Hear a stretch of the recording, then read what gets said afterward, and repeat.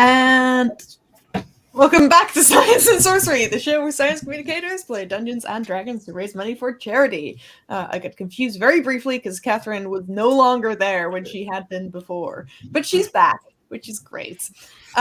Welcome. It's another episode of Search for the Merah. It is the midpoint. It's episode 3 out of 5, so we'll only be with you for a few more weeks.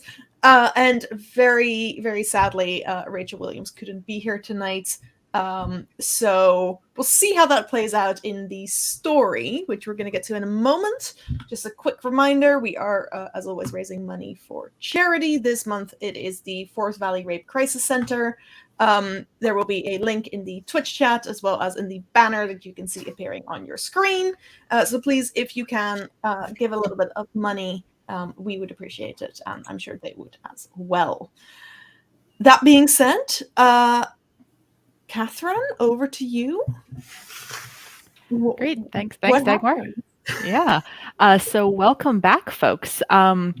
We are in the Lembah Valley, where our intrepid group of heroes has been deputized to cross the Jurang Gorge to investigate what has happened to a temple of small creatures known as the Merah. There had been an earthquake recently. Earthquake. There we go. Earthquake seems to have done some sort of damage to the anti-magic protections surrounding the valley. So for the first time in many years, magic is working a little bit with some hiccups.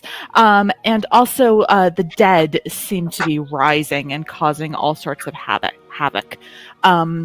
Last week, our adventurers got hugged by some bamboo. They rescued some binturongs, one of which has been adopted and named Binti. They got caught in an aftershock and are now currently in a cave where they have encountered a mimic. Destroyed no problem, thanks to a snake that rolled a nat 20. And then they defeated a T-Rex that seems to have been reanimated by whatever is causing the dead to rise. It was a mighty battle, in part because our favorite fairy fighter was whisked off to another plane for 10 minutes, but she's back now. And we find our heroes in this cavernous room looking at the bones of a T-Rex. And some of you are very injured. I believe the plan was basically to immediately go to sleep. But you folks can do whatever you wish. What do you want to do? Well, I know that I was in a bit of a state. My wings disappeared, right? Like once Turnip. Yeah, after 10 minutes, yeah. Yeah, that's fine. At this point, I don't want the raggedy wing that was left. So I would quite like to go to sleep at this point. I mean, I was going to say we backtracked to that room we rested in just before this fight because at least we know that's vaguely secure, and it's only like a minute away. Yeah, it's only got one entry point. Cool. Great. So the four of you backtrack in the cavern to the room that had contained a chest with some magical items and also some food and water in it. And you bed down for a nice afternoon's long rest. It's about 2 p.m. at the moment, but that's okay. We messed up our sleeping schedules the first time we took a long rest, and we're sticking to them. Yeah. Otherwise, we're just going to end up not feeling great. So. Yeah, the only way to deal with jet lag is to push through it. Are you guys just all going to go to sleep, or are you going to set watches? I'm happy to set watches. Yeah, I think that's sensible. Would you like me to go first, as I didn't really take as much beating as you all did? I mean, I'm fine. I built a really nice sandcastle in this very boring demi-plane. So I'll take the second watch, and then Ketanga or Misery could take the third. Yeah, I'm fine taking the third. Okay. Hopefully I've recovered by then. I hope so, yes. Misery just conks out. Finding out that she doesn't have to do a watch, she just goes to sleep. Okay, so for first watch, Ankali, can you roll a perception check, please? I can indeed. 19. 19. Okay, so you feel some aftershocks, but they are very gentle, and you are very confident that nothing is going by in the cave. And your watch goes by without issue. Second watch, Dr. Turnip, can you please roll a perception check? Well, let's see, can I? 19. Oh, 19 as well. So there's some like moss in this bit of the cave. There seems to be a little sort of air vent leading up, and some like water has kind of been trickling in. And at one point, you notice that the moss is kind of like trembling and shaking a little bit, but doesn't seem to be animated or attacking or anything. It's just like moving a tad. I'll point that out to Ketanga when I wake him for his shift and just go, you might find that interesting. And I've taken some notes, and can I take a small sample of moss? Sure thing. Are you going to wait for it to like calm down a bit, or are you going to take the sample as it's moving around? I'll wait for it to calm down. Yeah, so after about like 5 minutes of it kind of like quivering and jittering a bit, it stops moving, and yeah, you can take a little sample. Okay, I'll take a little sample of moss for my studies. Great. Do you want to roll an Arcana check? Oh, yes, please. As you're like examining this moss. Natural 1 for a 7. But natural this will be a great thing to think about later. You're really tired. There's some sand that's gotten like in your clothing and in your hair and in your scientific tools. It's not good. I hate sand. No one's allowed to say that line. Like, I'm secretly Anakin Skywalker. Okay. Ketanga, you have been warned that the moss was moving around a little bit. Do you want to make a perception check as well for your watch? Yes. After seeing the bamboo the last time, I'm going to be quite nervous about it. That is going to be a 14. A 14. Okay. Nothing of note happens to the moss. You watch it very carefully. It does not reanimate. However, towards the end of your long rest, Misery, who again has just been conked out this entire time, seems to glow this kind of amber color, and then vanishes and is replaced by a little statue of some sort of little creature. Oh. That do I know what the creature looks like? Yeah, you pick up the creature. There's no reason why Ketanga would have encountered this creature before, but seems to be maybe mammalian, but it's got a bill, almost like a duck. It's got little like spurs on the back feet. It's really cute, but it also looks like it might kill you. Some sort of chimera. This is strange. I'm just gonna call out like Misery. Hear nothing? I'm just very confused. What was that all about? I don't think there's anything that I don't think Ketanga would try to figure anything else out. He would just like sit and stare at the statue for a while, like what? The doctor will know. The doctor will know what's going on. Unless he rolls another nat 1. That might happen.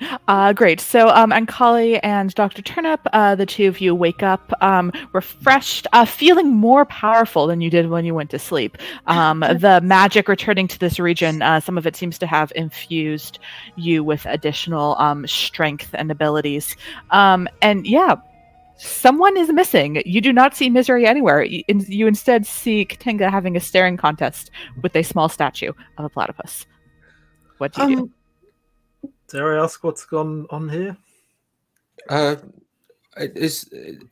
Whenever I sleep at the moment, weird things seem to happen. Like the last time I turned into a horse person, and then or I think I did, and then when I woke up, I wasn't a horse person anymore.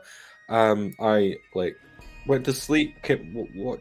You told me the moss was moving, and then Madame Highbluff has just become this chimera creature.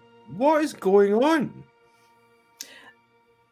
Oh dear. I'm sorry to tell you this, Ketanga, but I'm afraid that this misery high bluff you keep talking about has just been a figment of your imagination. Can Ketanga make an insight check? Absolutely. Do you want me to roll deception? No point, because that was a natural 1.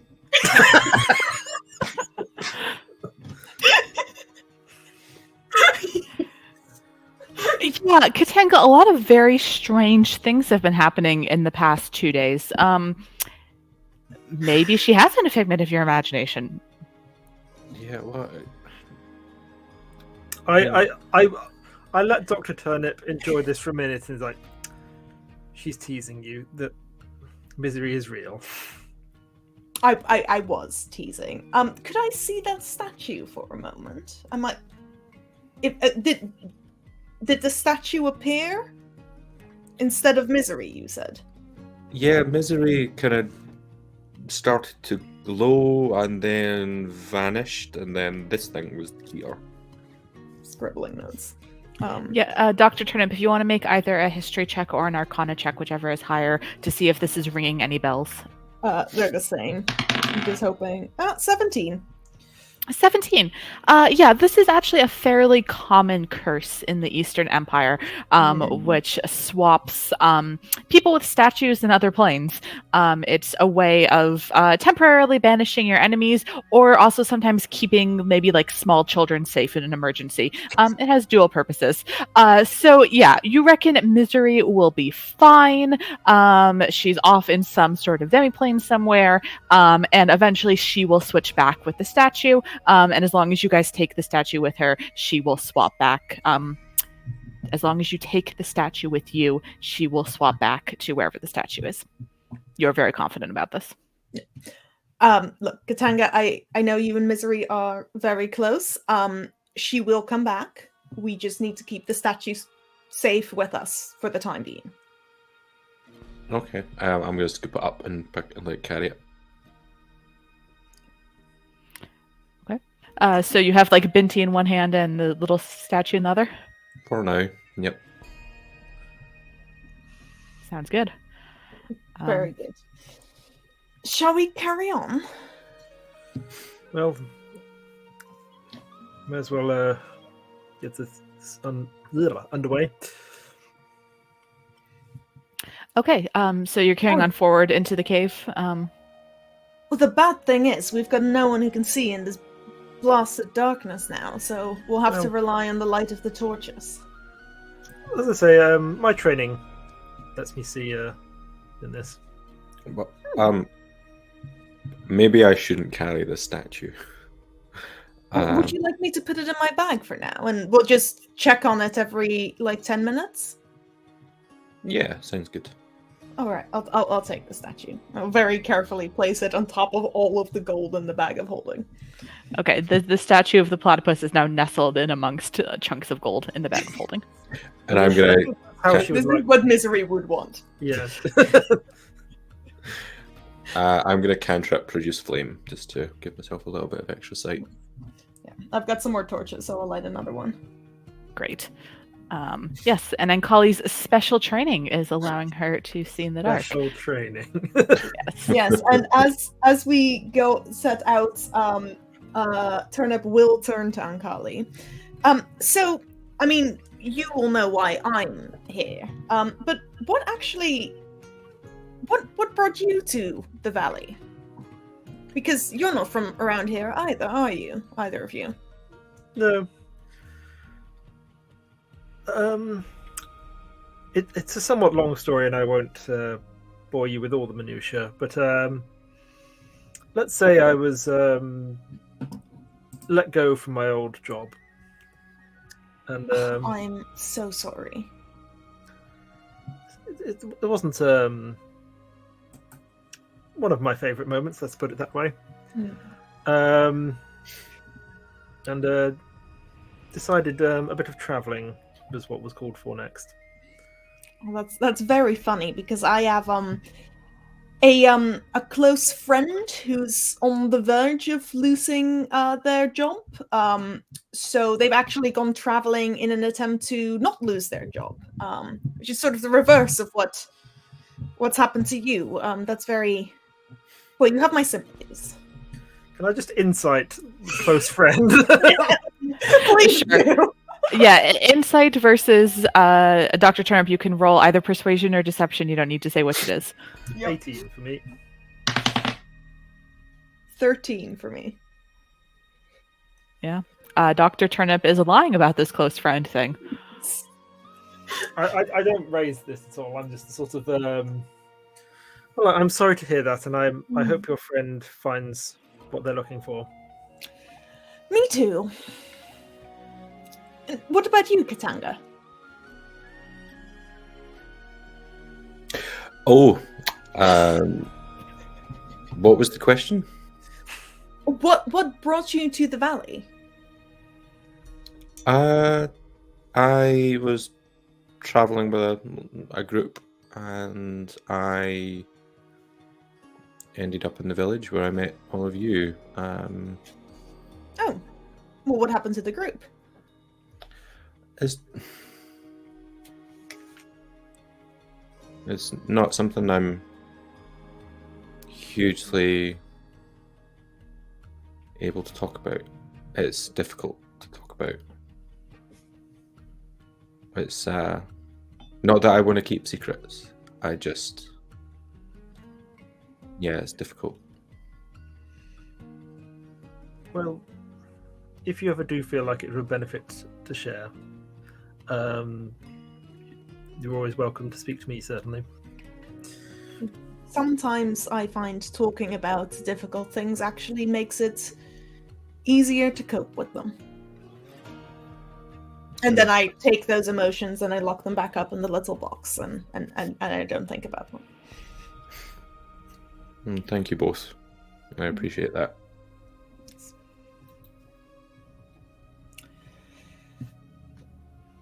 Well then, now that we all know each other a little bit better, and Misery, Turnip has been taking notes this entire time, just like writing down facts about each of you. Notebook away. So you. Oh, sorry. Go ahead, Ankali. I was going to say you're just like compiling a file of facts, like for my memoirs. Yeah. Yeah, so Dr. Turnip tucks her notebook aside. You finish up your morning / 10 p.m. meal, which is about what time it is, and you press on forward into the cave. You go by the main chamber where the T-Rex skeleton still lies in pieces, but there are still bits of bone intact, and you press on further into the cave. There are some twisty-turny bits and dead ends, and it takes you a few tries because you no longer have Misery's ungodly dark vision. But you do eventually find an exit, and you're able to climb out and find yourself in the dead of night, but back on the path that's leading you up the Jerang Gorge. it's nice to see the sky again. It is. It is. Not a big fan of being underground, if I'm perfectly honest. Can we see much in the way of stars? Let me roll for weather. That seems like a good thing to do as I drop my dice. Yeah, this it's a perfectly clear night. The stars are just gorgeous. You're very far away. Well, assuming you don't produce flame and you get Dr. Turnip to extinguish her torch. Yeah, just beautiful stars all up above you. Little sort of galaxy Milky Way equivalent for this plane. It's a little shooting star. It's great. I do love the night sky. and I'm just gonna lose myself watching the moon. Ketanga's just staring at the moon for a bit. How's Binti coping? Because binturongs are not nocturnal. They're cathemeral, it turns out. So Oh, Binti's okay. totally fine. That's cool. Fun fact: the DM gets advantage. No, don't say that. You wish on a star in D&D doesn't do anything. Depends. Like, what about a lunar sorcerer? I bet you probably would know. I can't wait to play a lunar sorcerer. Shall we Continue run away? Continue? So after a few moments of nice contemplation, you sort of shake Ketanga out of his moon gazing, and you carry on up the path. Describe to me how you three are walking. Are you stealthing? Are you looking out for things? Are you carrying on as fast as possible? How are you conducting yourselves? I am looking at everything I can with my torch. Trying to find, like, anything that I might think is interesting for my research. And I will be, like, hovering above the path most of the time, but, like, going up a bit, like, down, like, off to the side, into the brush for a moment. Just all over the place. I think I'm walking a little bit ahead. Just to kind of look out for obstacles in advance of the other two. Ketanga has no thoughts and has had gaze broken from the moon in order to wander, but is still watching the stars and kind of just gently stroking Binti as he walks along behind everyone. I like the idea that Binti just occasionally just kind of nudges you like back on the path with their tail. Yeah, like using that prehensile tail to move me back in again. You occasionally catch up to Dr. Turnip, who's, like, closely examining a leaf, and then she, like, darts past you again. I mean, these sound like perception checks from both Dr. Turnip and Ankali. And Ketanga, you can roll animal handling if you want, so you don't feel left out of the dice rolling. Natural 2 for a total of 4. I also got a natural 2 Yes! for a total of 8. I got a Misery 19. took the single brain cell with her. Binti is loving all of the attention that you're giving him, and the two of you are bonding gorgeously. You're teaching him about the stars. He's kind of nodding. You're not sure how much he understands, but, like, he seems very appreciative of the moon as well. Yeah, with 2 natural 2s. Yeah, it's dark. It's kind of humid. It looks like maybe it rained a bit while you were in the cave. At one point, some water falls from, like, shrubbery sort of up the gorge and extinguishes one of Dr. Turnip's torches. Very annoying for her. But you crafted back of light. You do eventually come across something that even natural 2s would see, which is that a little group of plants seem to be on fire. There's a large area that's just, like, burnt and just, like, ashes and soot. And then at the edge of this area, there's little bits of flame. Seems to have caught some dry dead wood. Okay, if it's about the size of a small campfire, can I druid craft it so the fire goes out? It would take you some time, but yeah, there are several patches that are the size of a small campfire, so sure. Mm-hmm. Yeah. I'll just start putting as you do, any plants that are nearby that haven't been consumed by the flame kind of, like, wiggle a bit as you approach, and then go still. I'll turn to my companions and go, only you can prevent forest fires.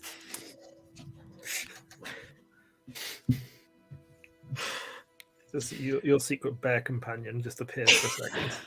It's been in the bag of holding the whole time. That's why we can fit more gold in. Yeah, Dr. Turnip's hat is actually a ranger hat.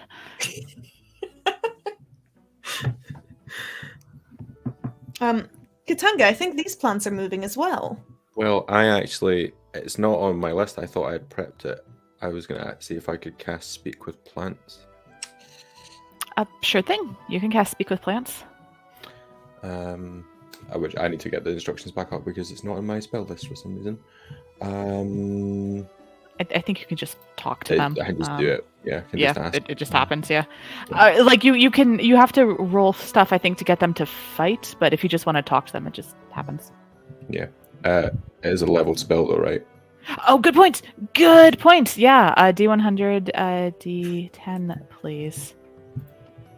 If you get banished again, that's gonna be. That was so funny. 67 and a 5. A 67 and a 5. Oh, that's interesting. Hey, what magic items do you have on you at the moment? No, it's the quarterstaff. And just the quarterstaff. Okay. This is good to know. Can you roll a d6 for me, please? This could be very good or very bad. 4. 4. Okay, cool. Note to self, don't. In 4 minutes, the quarterstaff explodes in a fireball. So with this said, I'd like to walk over to a patch of grass and ask, what happened here? Oh, he talks. Hi. Oh, what happened? A fire. Where did the fire come from? The sky. No, not sky. Between us and sky. I return to Dr. Turnip and Ankali and say that the plants are telling me that the fire came from between them and the sky. What might that mean? Volcanic eruption, perhaps? It's not a volcanic area, though. Well, there was hot springs. That is true, I suppose. But I feel like we'd see more evidence of it.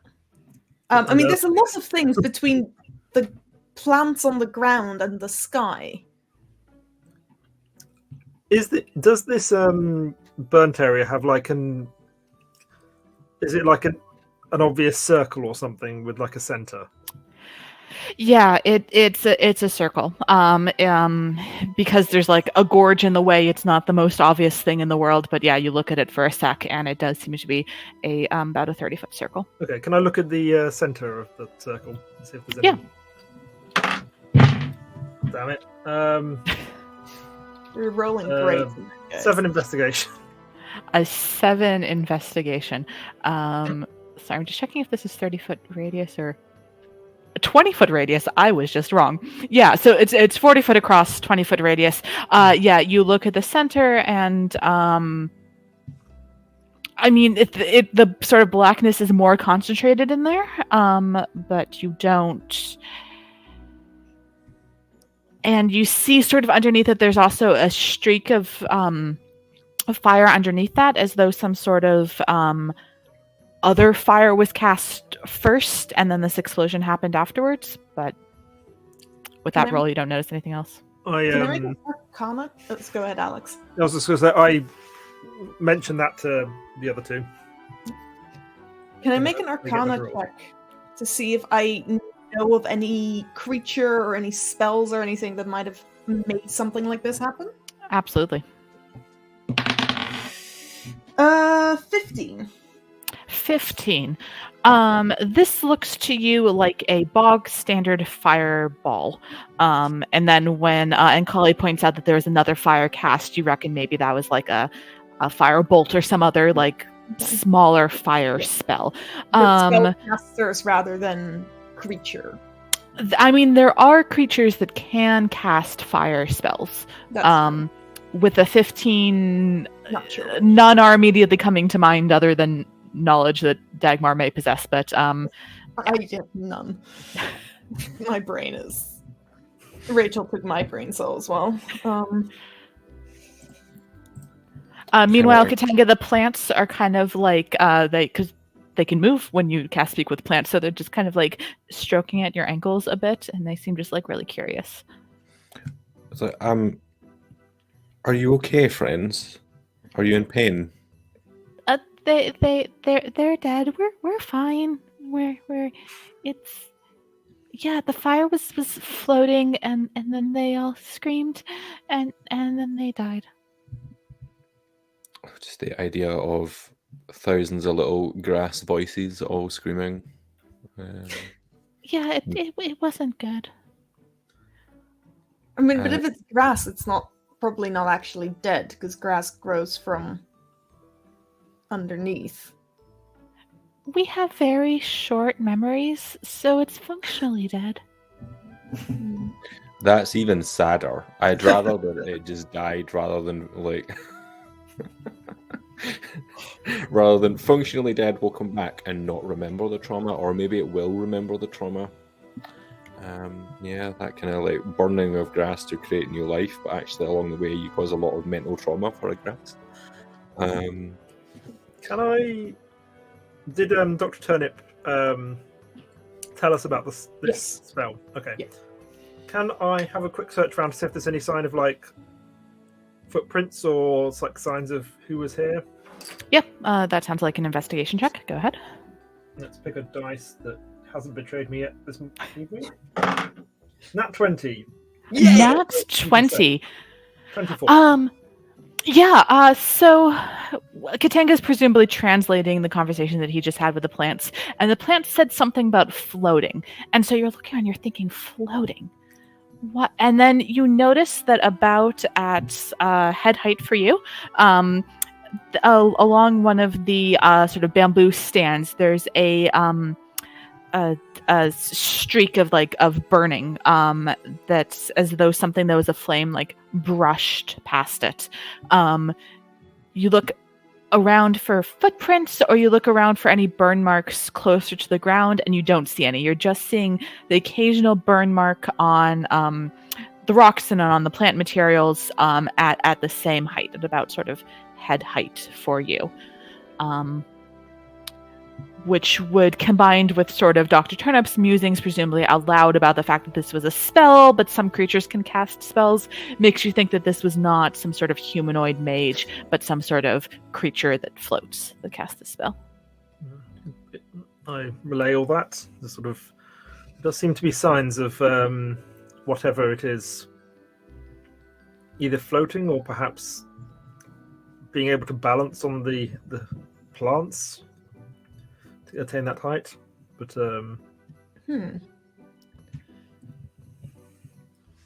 I can't think of anything that I have read about, but magic creatures aren't really my area.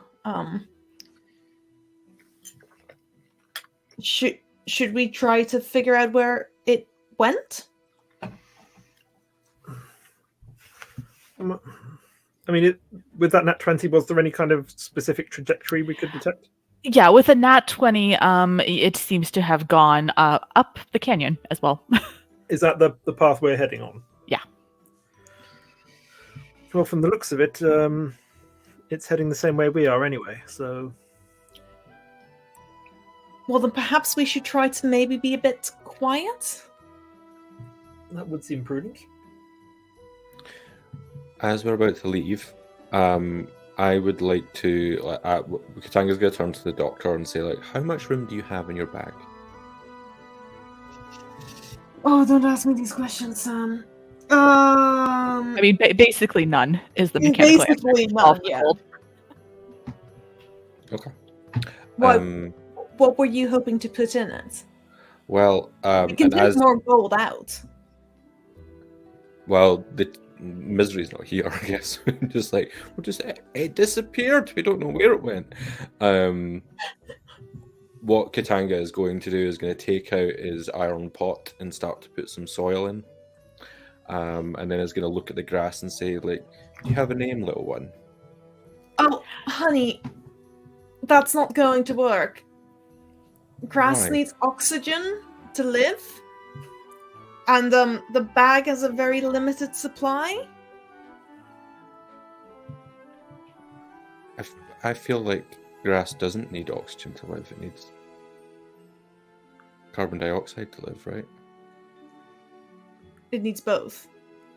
Hmm.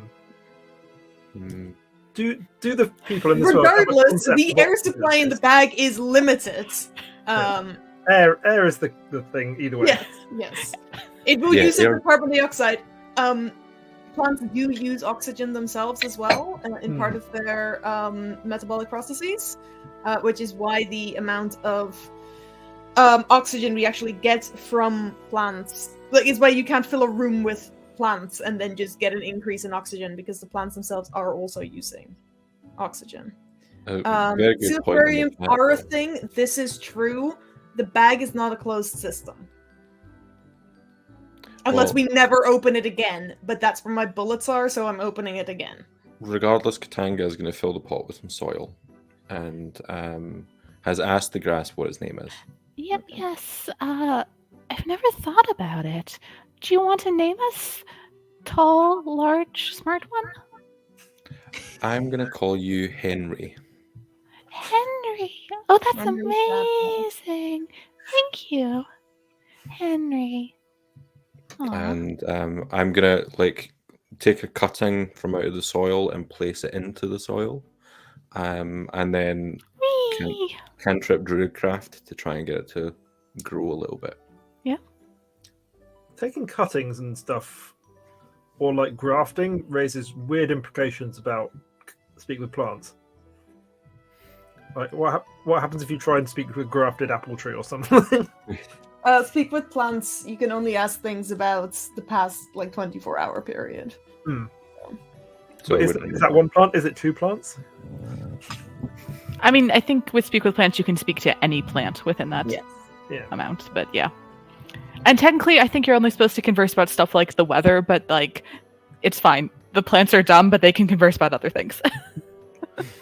It's just boring if it's like, oh, you can only ask it these very specific things. What did you think about the wire? What's wire? So I'm gonna just carry this pot in one hand now. I don't need it in my hand for flame at the moment. Okay. Cool. You have a pot with a cutting that you have christened Henry. I feel like we really need to discuss the fact that Ketanga is just, like... Prime rule of going hiking is you don't take anything, and you don't leave anything. And I feel like Ketanga is just keeps taking things. Well, it Living also things. feels like a prime rule of hiking is don't kill shit that you come across. But we've been like breaking that rule constantly, burning things That's down mostly and- Ankali. To be fair, that's mostly Ankali and Misery. I haven't actually gotten a kill shot in anything yet. I mean, I wouldn't necessarily describe a necromancer as a vital part of the local ecosystem, but small cutting of grass will be fine. If anyone's going to be introducing invasive species after this campaign, it's not me or Ankali or Misery. Ironic, isn't it? Very. All of my samples are in sealed bottles. Okay, so Ketanga has a pot with soil and some grass. Dr. Turnip has suggested that you folks be sneaky. Are you in fact going to be sneaky? I'm good. I am indeed. I'll listen for once. Great. Group stealth check then, please. That's not great, but Nope. 8. 14. 14. Okay, 2 14s and an 8. Cool. I'll just write that down. Also, do you want to carry on with your, like, looking for stuff, Dr. Turnip and Ankali? No. I will now be looking for big thing that makes fire. Okay. I think I'm going to try and focus like on listening to see if there's any sort of immediate, like, audible tells of something? Great. Those both sound like perception checks. There you do. Okay, this started saving as well now. It's going over here. It's another natural 2. I got a natural 4 for a total of 10. Okay, a 10 is better. We are making progress. Dr. Turnip, you're looking for things that may shoot fire at you. You do not see things that may shoot fire at you. However, after about an hour of hiking, Ankali, you do see with your special monk training dark vision up ahead some movement, and there seems to be some sort of camp up ahead with 4 figures moving around at this distance, and with trees and so forth in the way, you can't really see what's going on. You've come to a part of a gorge where in much of this hike, it's been very steep on either side, but on the side that you're on now, it's kind of the slope is much gentler, and there's sort of a clearing is the wrong word because there are plants, but it's at least kind of flattened out a bit. So this is where there are figures up ahead who have made some sort of camp. So as soon as I sort of catch a glimpse of this, I'm sort of like put my hand up to sort of get the others to stop. I high five.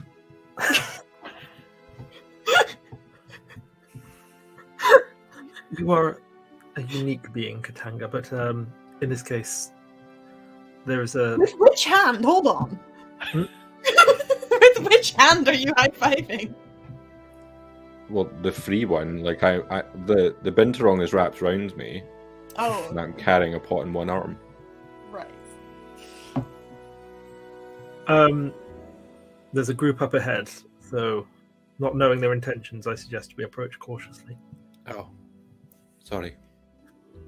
Thank you for the kind words.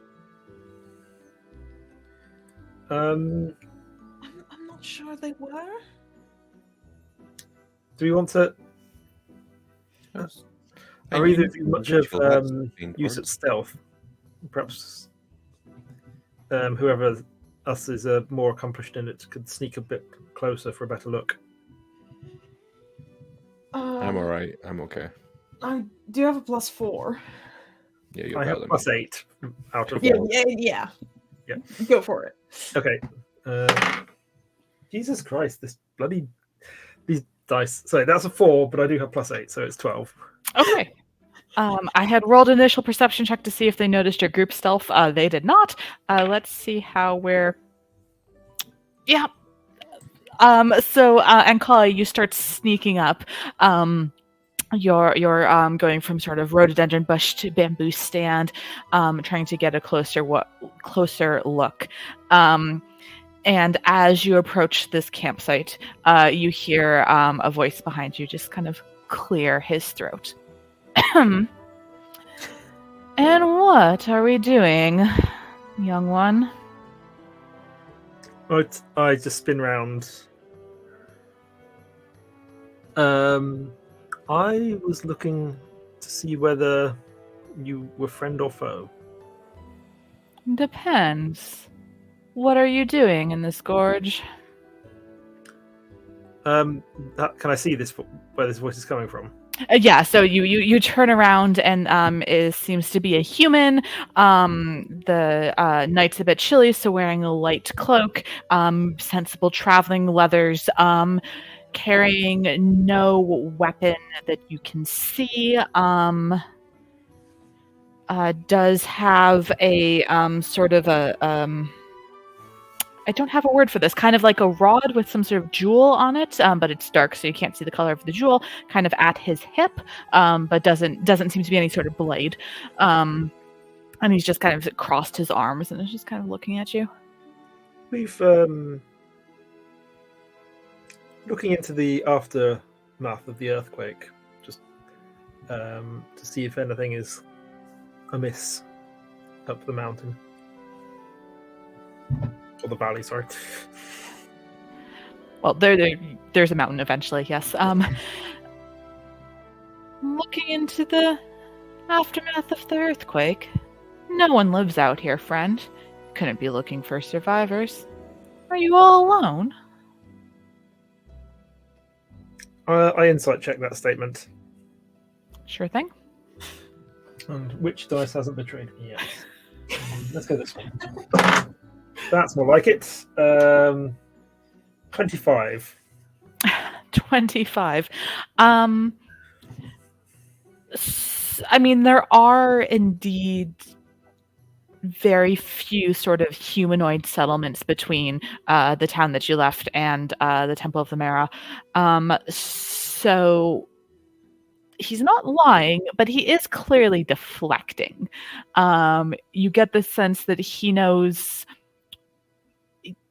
full well what you might be doing, and he's playing dumb.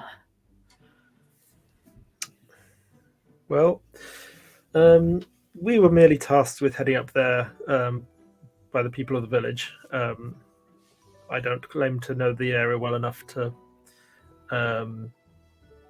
know the precise details of everything. We, you say? So there are others.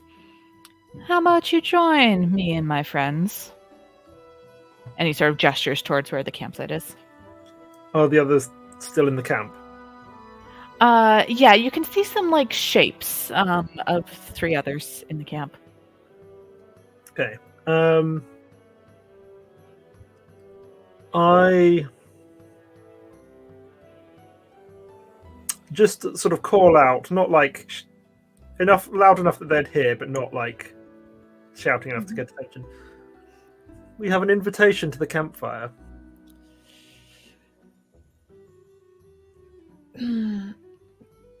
Turnip is going to fly up and try to hide somewhere above the campsite. So I'd like to go towards it, but high enough up that they don't notice me.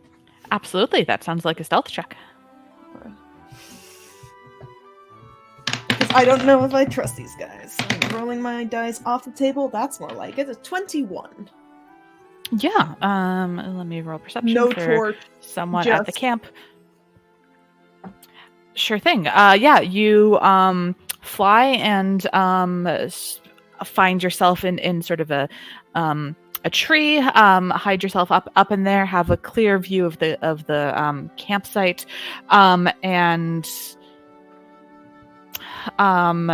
you can see by the light of the little fire that they had going that these 3 figures are not humanoids. They seem to be animated skeletons. They are wearing cloaks, very similar to the cloak like Ankali's new friend is wearing. Light but leather traveling cloaks. They seem to have swords and then a bow slung on their back and a quiver of arrows, each of the 3 of them. But yeah, when one of them kind of turns their head, you catch in the fire that it's a skull. One seems to be human, one seems to be elven with slightly different skull features. You went to university, you can tell the difference. And then one is much shorter, but like still clearly humanoid. They're big on phrenology in the Eastern Empire, I think. It's not a great place. And before I left, I would have just whispered to Ketanga, like, you go on.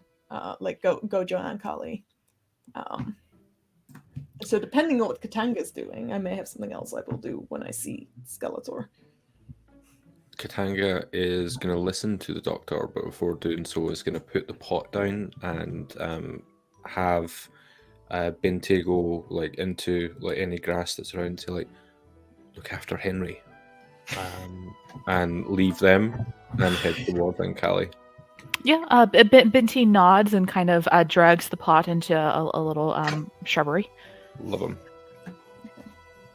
And are you moving towards the campfire with your new friend then, Ankali?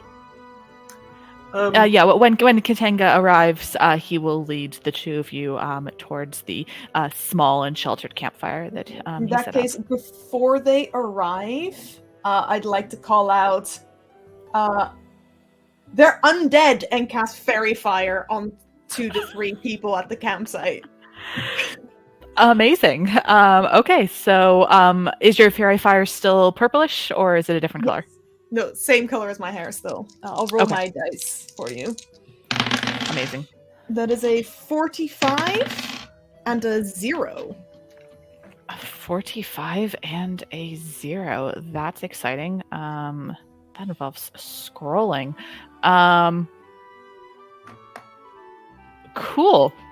I presume you reach out your hands to cast. Is that how Yeah. you cast? Yes. Yeah. So your hands are in your field of vision.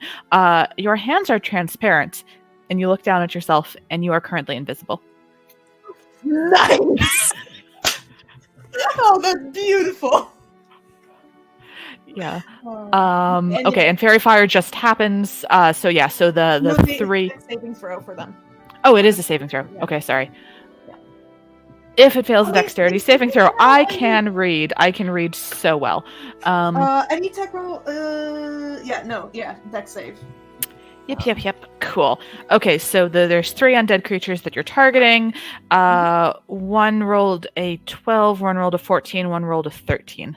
Okay, that's one with the 14 saves. The other 2 don't. Okay, so 2 of them are now outlined in purple, and one of them dodges out of the way and misses the cube that you're imposing on them. Yeah. Interesting company you keep here, friend. You have a friend? I have friends. It's not safe to travel alone, now is it? Most tend to travel with those a bit more conversational than your party, though. Who says I can't talk to them? Also, why are 2 of them glowing? Just a safety precaution. Interesting. I didn't see either the 2 of you cast. Who's the 3rd member of your party? I just shrug, non-committally. You don't know where I am. I don't. You can't. Fair enough. Fire don't seem to be doing them any harm, so let's sit down. Can I offer you some tea? I've bought my own, thank you. They have particular taste. And so, if you don't mind me asking, what brings you out this way? You came to my camp? You answer the question first. What are you doing here, Tiger? So what did she say? He said, what are you doing here, Tiger? Ah, Yes, I recognize you. Cerulean Pass? Ring any bells? yes, it certainly does. What's the last from the Southern Empire doing all the way out here? Well, I've had a change in employment lately.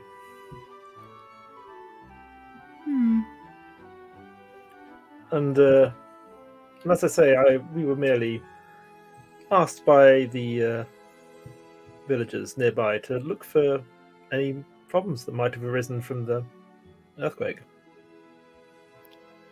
Oh, honey, I imagine there's all sorts of problems. And you, Janasi, I don't know your name. What should I call you? You can call me Misery. Misery. Interesting. Are you miserable because you're missing your dog? And he snaps his fingers. And a slightly skeletal little labradoodle sort of appears with sort of the back half is skeletal, but you can still see the curly black fur and the mop of hair covering his eyes. And then the little labradoodle just curls up at this gentleman's feet and lays down. I may have lied about knowing who you are. Still don't know what you're doing here, though. Oppo? The dog does not react. Oppo. Come here, boy. If No reaction. it Where seems did you you get have this the dog? advantage on us. You know our names. Could we perhaps trouble you for yours? You can call me Dorot. Does that name mean anything? Roll a history check. Can I roll a history check as well? Absolutely. Yeah. 15?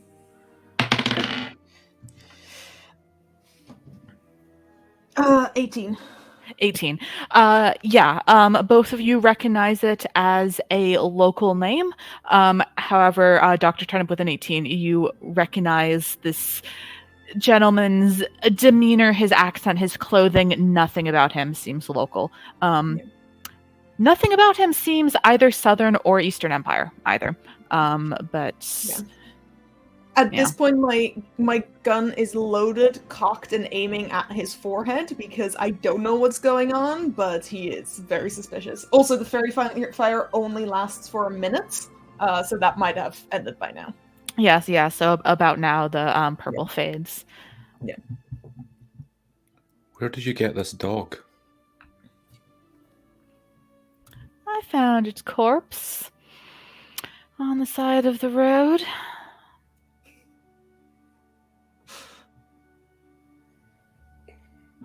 Found a corpse of a dwarf, too. What had happened? To the dwarf? I think you can answer that, my friend. No, the dog. What had happened to the dog? Starved to death, didn't it?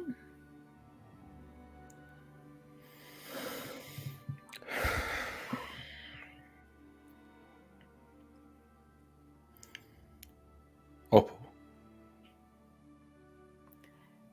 He can't hear you, buddy. The dog you knew in life's gone. What have you done He's to my seeming dog? now. You like dogs, clearly? I like dogs. What This have is you how done I to get it? my dogs.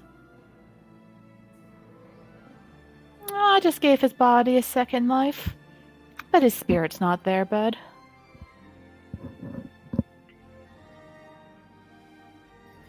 Just like the spirits that inhabited these bodies the first time aren't there either.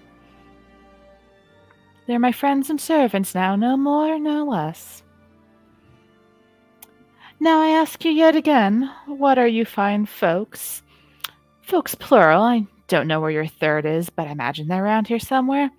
What are you fine folks doing here? We were tasked with checking on a temple. Telling the truth now, well done.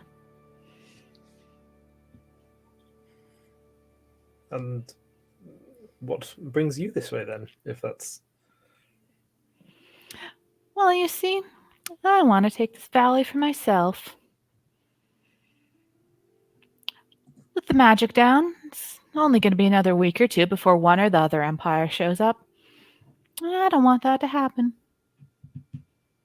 Gotta act fast, you know? And what would you do with this place? What does anyone do with a place? Extract its resources, learn its secrets, take advantage of the people who live here.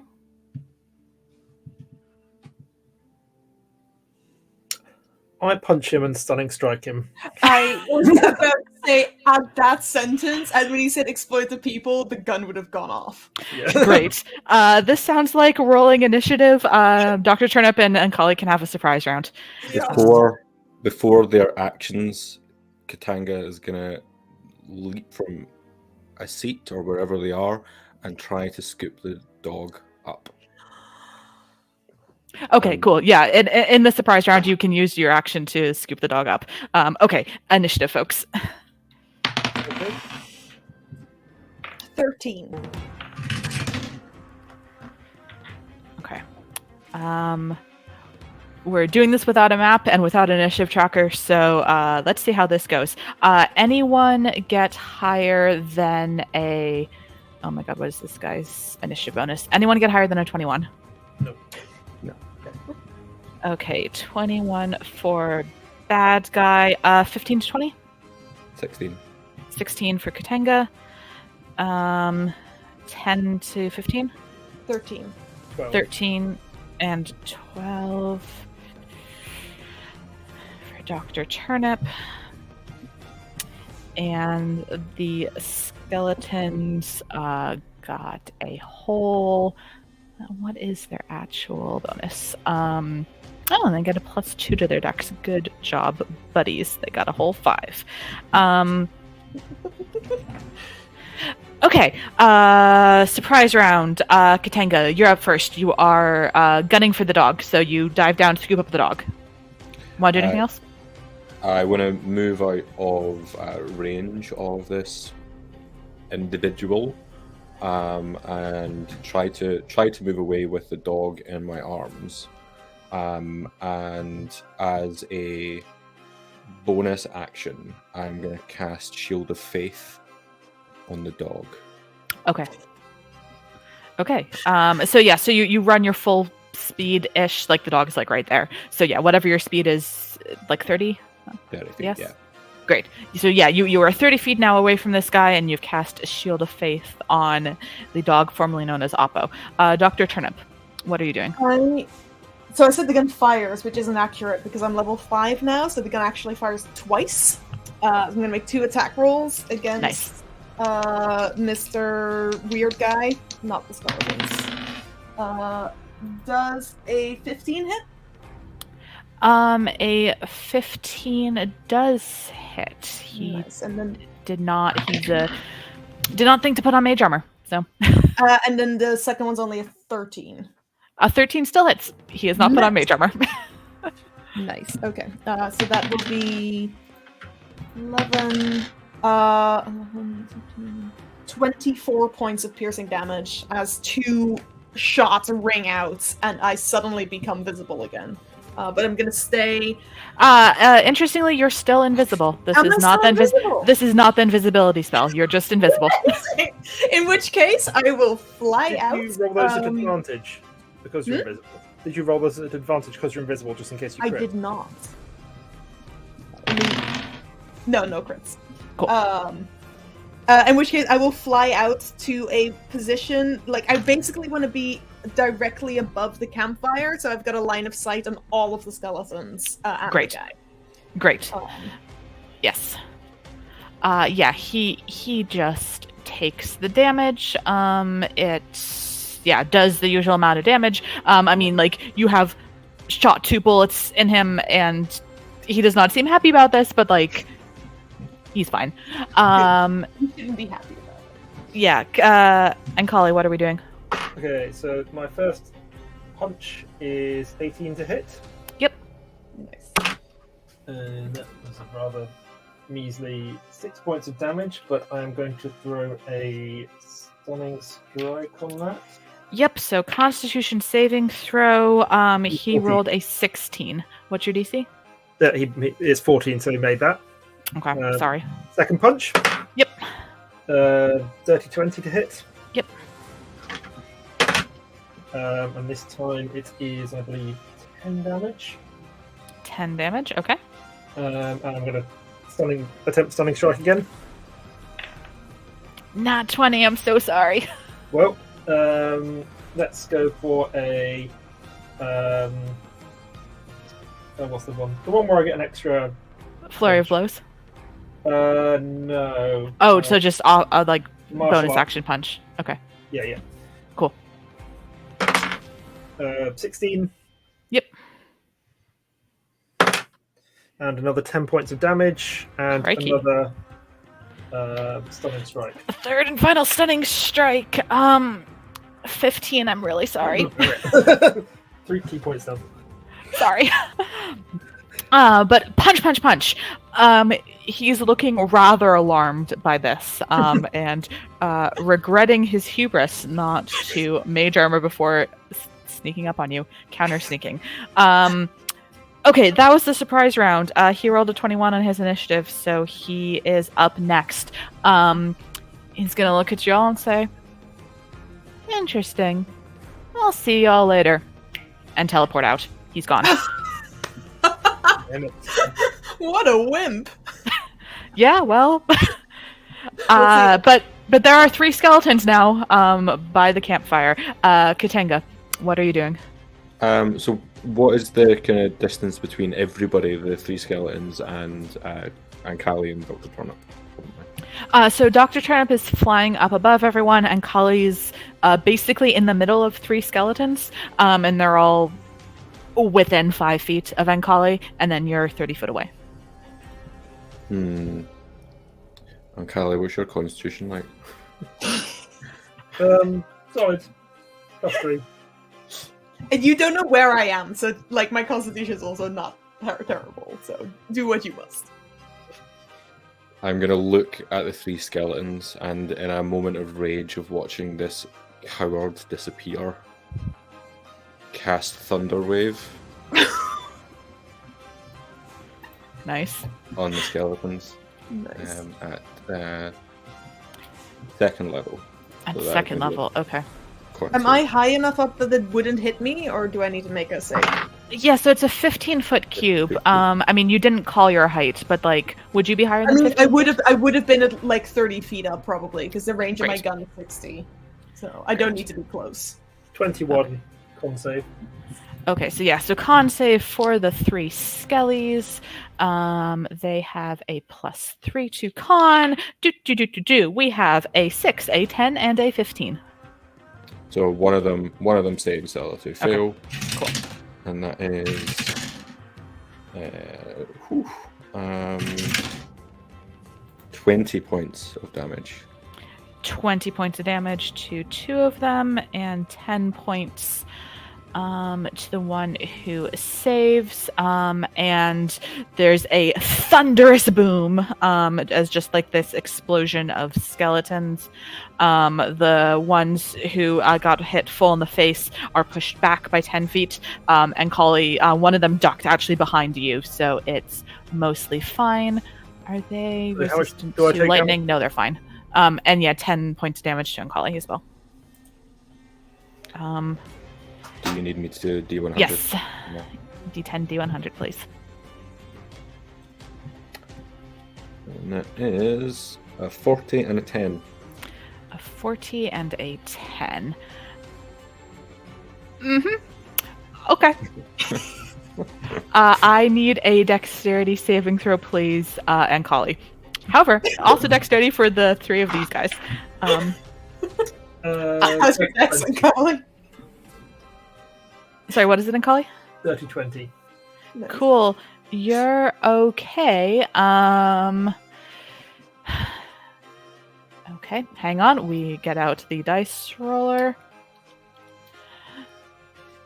Come on. We wait for the animation.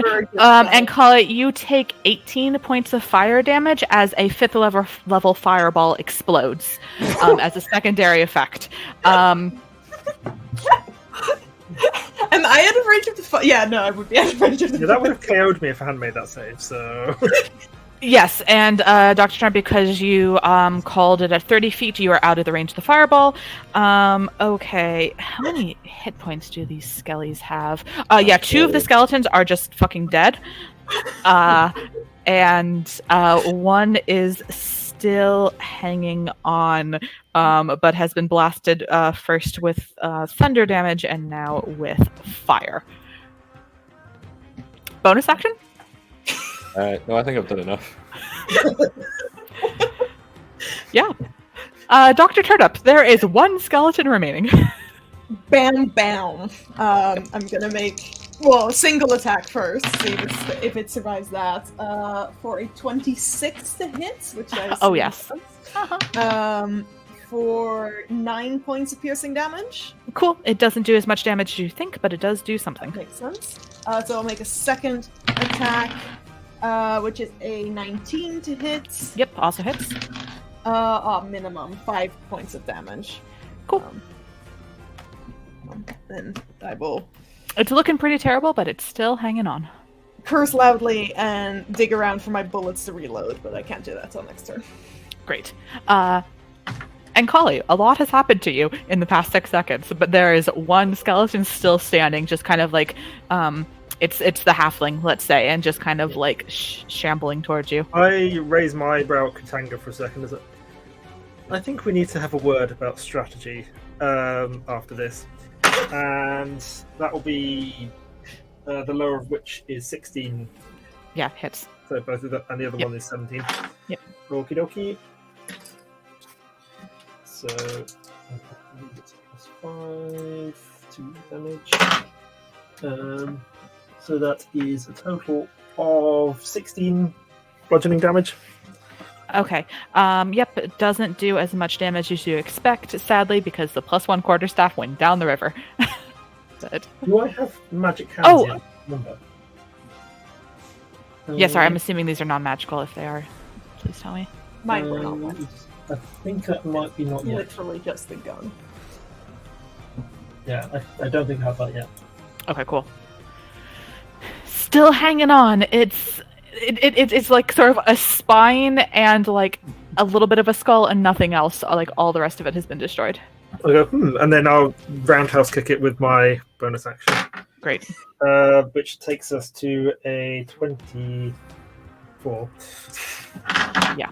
The minimum damage will kill it. So Yeah. Describe how you destroy this last skeleton. I think I literally just like I want to say it's like when in like a football movie where someone like fires a football off into like the distance like that with its skull. I dodge out of the way. Yeah, you roundhouse kick and the skull is just punched and goes whoosh, and into the trees far away, and the vertebral column just collapses. No more, nothing else bad is happening. You don't see Dr. Turnip. There were bullets coming from the sky, so you assume she's up there somewhere, but... Can I make a perception check to see if there's any sign of our teleporting friend? Absolutely. 23. Yeah, he teleported away. He's gone. Man, even with a really high roll, I don't know what else I could possibly tell you. Well, I mean, Ankali, I was assuming, doesn't know the details of how he teleported, so if he's just like yeah, down he the seemed road to and have running used. down the road like... Yeah, he seemed to have used an extremely high-powered spell that made him vanish. Interestingly, he did not seem to trigger any sort of magical reaction. Oh, that is interesting. I'm gonna fly back down and just like fly in front of Ankali's face and see if she notices me. Can I hear you?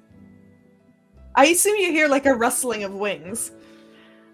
I mean, do you want to roll stealth against like Ankali's passive perception or something? I mean, I'm not trying to be stealthy.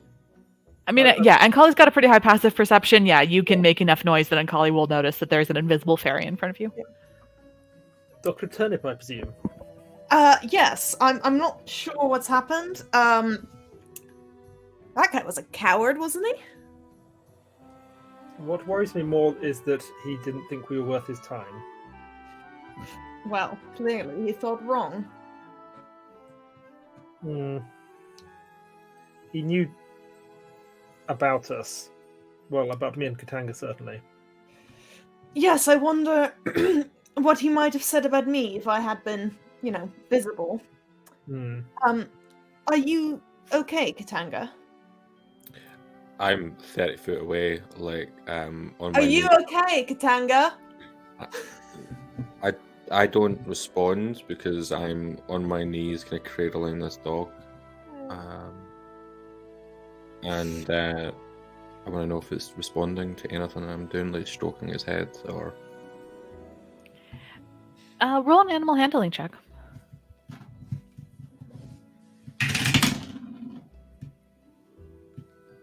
That's a natural one.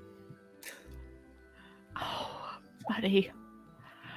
Yeah, there's no recognition, and like there's some fur and some flesh on the top bit, but it's a little rotten and it's a little gross to interact with, and then the back is just bones, and this dog does not seem to want to be petted, stroked, I guess the Brits would say.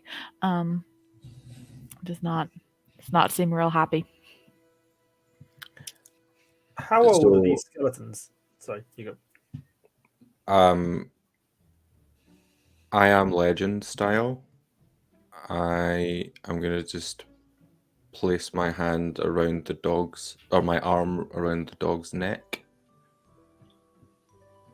and try to put it out of what I imagine is misery. Yeah, I mean, it's a dog. You can do it. After a few moments, the little labradoodle in your arms stops struggling, and whatever magic has been animating it fades away. I'm sorry I couldn't find you. I'm sorry.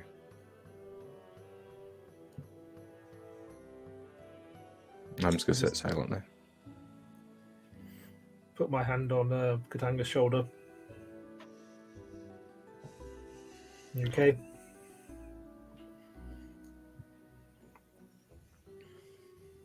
I don't think Ketanga would respond immediately to So any sort of talk. just sort of brief Turnips. squeeze and then I'll leave you. Turnip's gone over to Binti and quietly, invisibly asked Binti to go to Ketanga to try to offer some comfort, and I'll stay with Henry the pot of grass. Yeah, I mean, you're invisible and also not bonded to Binti, so it takes a while to convey this, but eventually, yeah, Binti sort of uncurls from around the pot and sort of creeps over and then just like climbs into Ketanga's lap and curls up. Hey, buddy. He just kind of nuzzles your hand.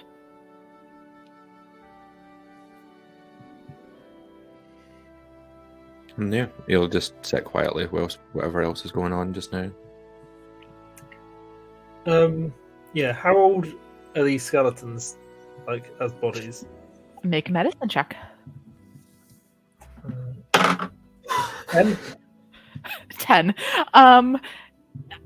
I mean, it's a little hard to tell, but they are completely skeletal. There's no undead flesh or anything else, Okay. so you reckon they're pretty old. Yeah. That's, I'll leave it then. I like that we just went from the most heartbreaking scene of a guy putting his undead dog out of its misery to our perfectly normal human monk trying to eat a bunch of skeletons we just fought. I don't know what you talk about. I was just normally checking how old these bones were. Turnip's just sitting on, like, basically like hovering, like legs crossed above Henry the pot and keeping an eye out for anything that might threaten a pot of grass, I guess. Shit, Sure. coming. Yeah, little deer comes. No, make a perception check. Oh, not 19. 21. 21. Yeah, you do see some evidence. I assume you have a torch out at this point, Yeah. or maybe can see. I mean, the fire's still going, so can see in that light. More of these sort of streaks of like soot at about 5-6 foot up that you had seen a few hours before. Intriguing. Well, I'll tell everyone about that when Ketanga is responding and Ankali is finished saying her prayers over the dead. Do any of the on a less gory note, do any of them have any like equipment on them, or are they literally just skeletons? Yeah, they have the aforementioned cloaks. They have long swords, just normal long swords, and long bows, normal long bows, as well as quivers with arrows. No other possessions. Yeah. Are any of these of any use to any of us? I think they're too big for me, but thanks. What were those items again? Just to Longbow, longsword, and cloak. yeah, I feel like I could take the longsword. I think, especially if there's something going on with his quarterstaff, just to. You don't know that. Yeah. I know it. I know that the character doesn't know that. We all look forward to seeing you explode into glitter or something. Okay, great. So Ketanga takes one sword, two swords, all three? How many swords do you want? Just one. The last time I tried to carry multiple things, it just fell everywhere. So yeah, just one sword. Great. So Ketanga takes the one sword. We have Dr. Turnip watching over a potted plant, or a pot plant, as the Brits say. I have recently learned this. We have... That's something else in my country, Catherine. It's something else to me too, yes. We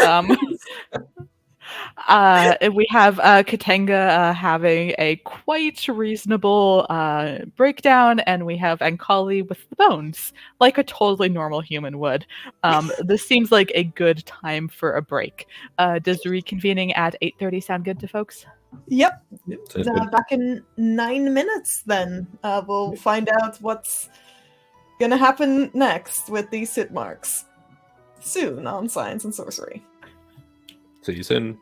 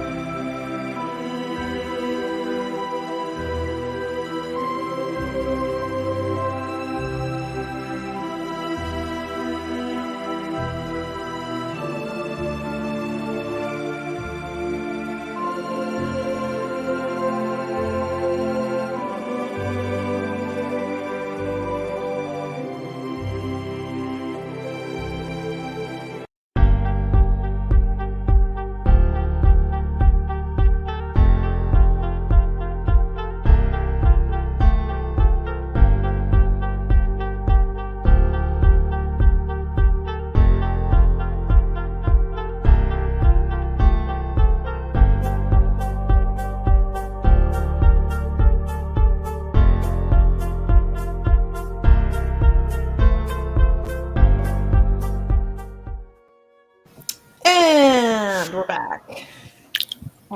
We've all had a cry. Yeah. I did have some facts about Labradoodles as well before the Labradoodle just died. Yeah, like Yeah, they I are. completely forgot that Catherine told us that Labradoodles were going to come up because when I read that text earlier today, I did go, huh? It's like, that's very specific. Yeah, very, very loyal dogs. Like, as the owner of one, they are. Like, guys, can we ignore the dog thing? Thanks, says Alex in the chat. It's too bad that from Saturday she will no longer be your dog. Oh, that dog's not dead. That dog is fine. No, So, no, your dog isn't, but she will be living with me after the weekend. yeah, you can fight Francis for that. Francis will also be living here. Right, like a big 3-bedroom flat all to myself now. Great. When they were like, I think a lot of people look at Labradoodles as dogs and think that they are like the kind of perfect breed at times because they're this Labrador Retriever and standard poodle cross, which you get that kind of loving nature of a Labrador and the obedience and nice coat of a poodle. But at the very beginning, they were like ridiculously bad, like crossbreeds. Both in terms of like you couldn't ever understand their temperament, and they're like you end up with like a poodle with a very flat coat, and people get very, very confused. So it's taken like a long time for them to actually become a type of dog that are more suitable for their original purpose, which was to be family dogs and to be good around kids. And now they're like some of the best type of dogs to be guide dogs and other types of assistance dogs. And yes, Hogan asking in the chat, did we kill a dog? We did. The dog was already dead. Some killed a dog. There is no we in this scenario. Yeah. Aided by Catherine, perhaps, but Alex and I are innocent. Yeah. I mean, the bad guy killed a dog, and then Sam killed it again. Yeah. Kind of like how Dagmar killed a leopard that killed I did not kill the leopard. I never touched the leopard. Oh crap, are we going to be on that? I will, after the stream ends, will be posting a screenshot from what was happening in the private chat, which shows just how much of a monster Sam really is.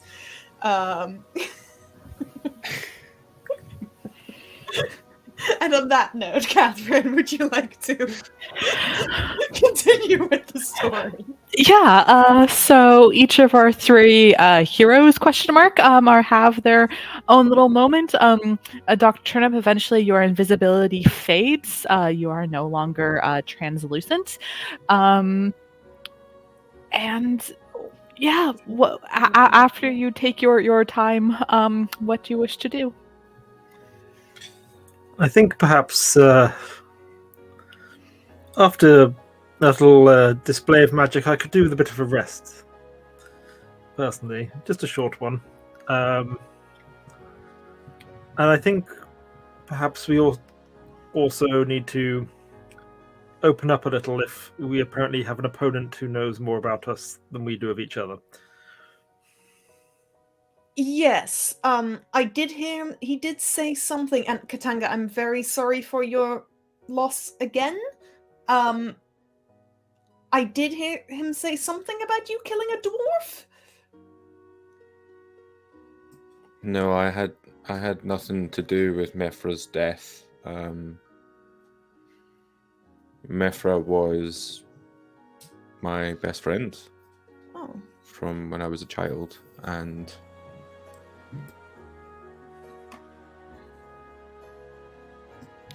she was killed by the roadside one night. We had made camp, and we were woken up one evening, and she was killed trying to protect Oppo. Oppo, in a panic, ran off, and that was the last time that I ever saw him. But haunts me to this day. I I didn't directly have anything to cause Mithra's death, but it feels like I did. And for that, I will never forgive myself. And it's why, and I know you think, you maybe Misery doesn't, but you think I'm weird when it comes to collecting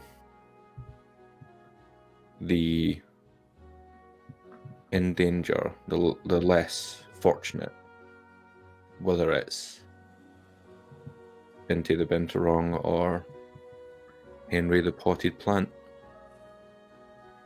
It's for a good reason. I don't want to let that happen again.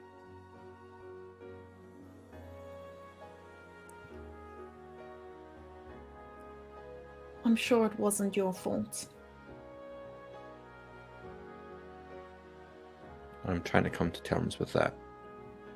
But it's hard, you know.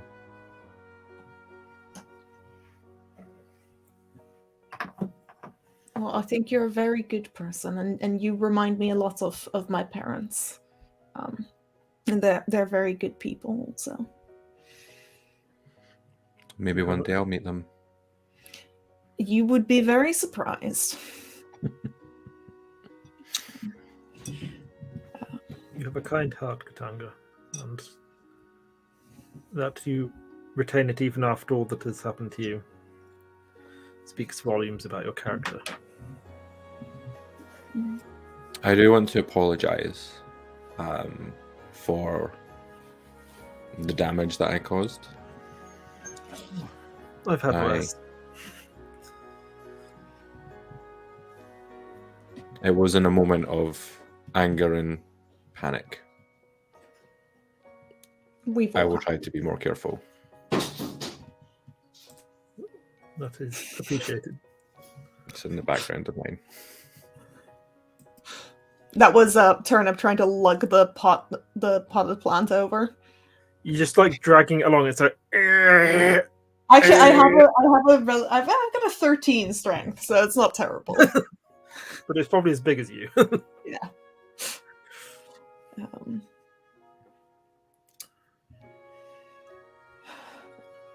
What about you, Ankali?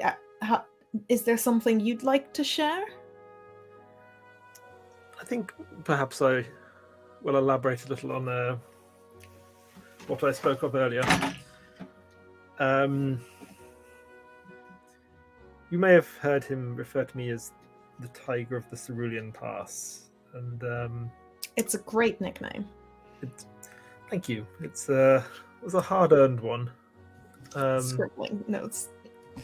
I won't bore you with the politics behind it because such things are fickle in their own ways. But there was a famous battle at Cerulean Pass, and basically, I was a general of sorts, I suppose, and we held back the tide against a much larger force, and so I got that nickname. And my reward was a prestigious posting in the royal palace. I was to look after, be the sort of the personal bodyguard of Prince Kana, and that's been my life for the past 15 years or so. Oh, well, you look great for your age. Thank you. I insight check that. Yeah, Dr. Turnip, roll either deception or persuasion, whichever you meant. I rolled an 8. Total. Yes. I got 9. Yeah. She is being very genuine. Okay. Well, thank you, Dr. Turnip. And then last year, there was an attack. Hmm. And as a result, I defended my prince, as I had sworn to do. But I was cursed as a result. And until I can find a cure or a solution to that curse, I'm not someone they want around. Excuse me. What sort of curse?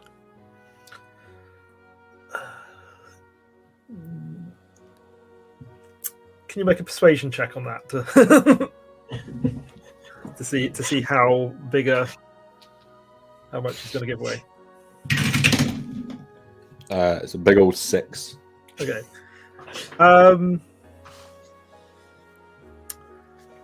Let's say there's something a bit more monstrous about me than there was before that day. I wasn't entirely truthful when I said that my sort of night vision and such was a result of training.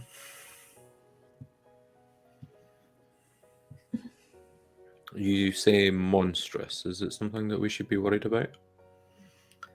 I don't believe so. I wouldn't have put myself in this situation if it wasn't something I had a handle on. If it does become a concern, and especially with this necromancer, I will let you know. I'm not in the business of making foolish choices for my own pride. Well, we can always stick you in the bag of holding for a bit. While we take care of the necromancer. That's actually an interesting point. We'll have to take the gold out, so you'll have to persuade Misery, but... Yeah. Out of character, I don't breathe. So I can... I know you don't! So I can just stay in there indefinitely. Like a totally normal human who doesn't need to breathe. People in the chat, if you have any suggestions or ideas for what Ankali may actually be, do let us know. Or we won't confirm or deny anything, but would be interesting to see what everyone else is thinking. Yeah, I think upon hearing about this curse, Turnip will share as well. I mean, I could try to big myself up and say that I have contacts who know lots about curses back in the Eastern Kingdom, but Eastern Empire. But honestly, I'd be lying. I wish I could tell you I knew someone who might be able to help. Truth is, that friend I mentioned earlier, who's about to lose her job. I wasn't talking about a friend.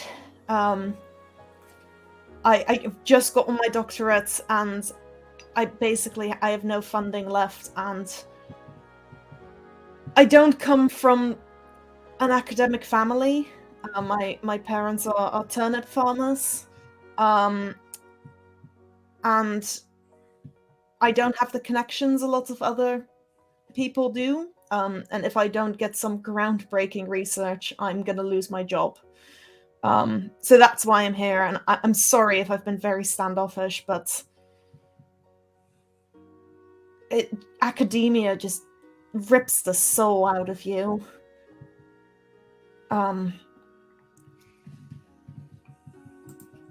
Yeah, I think Ketanga, you especially, but you too, Ankali, you're really making me reconsider what I should value beyond academia. I'm just really worried my parents are going to be so disappointed if I leave. I'm the first to go to university, and I just don't want to let them down. Well, if nothing else, we do have a large sack of gold now, so...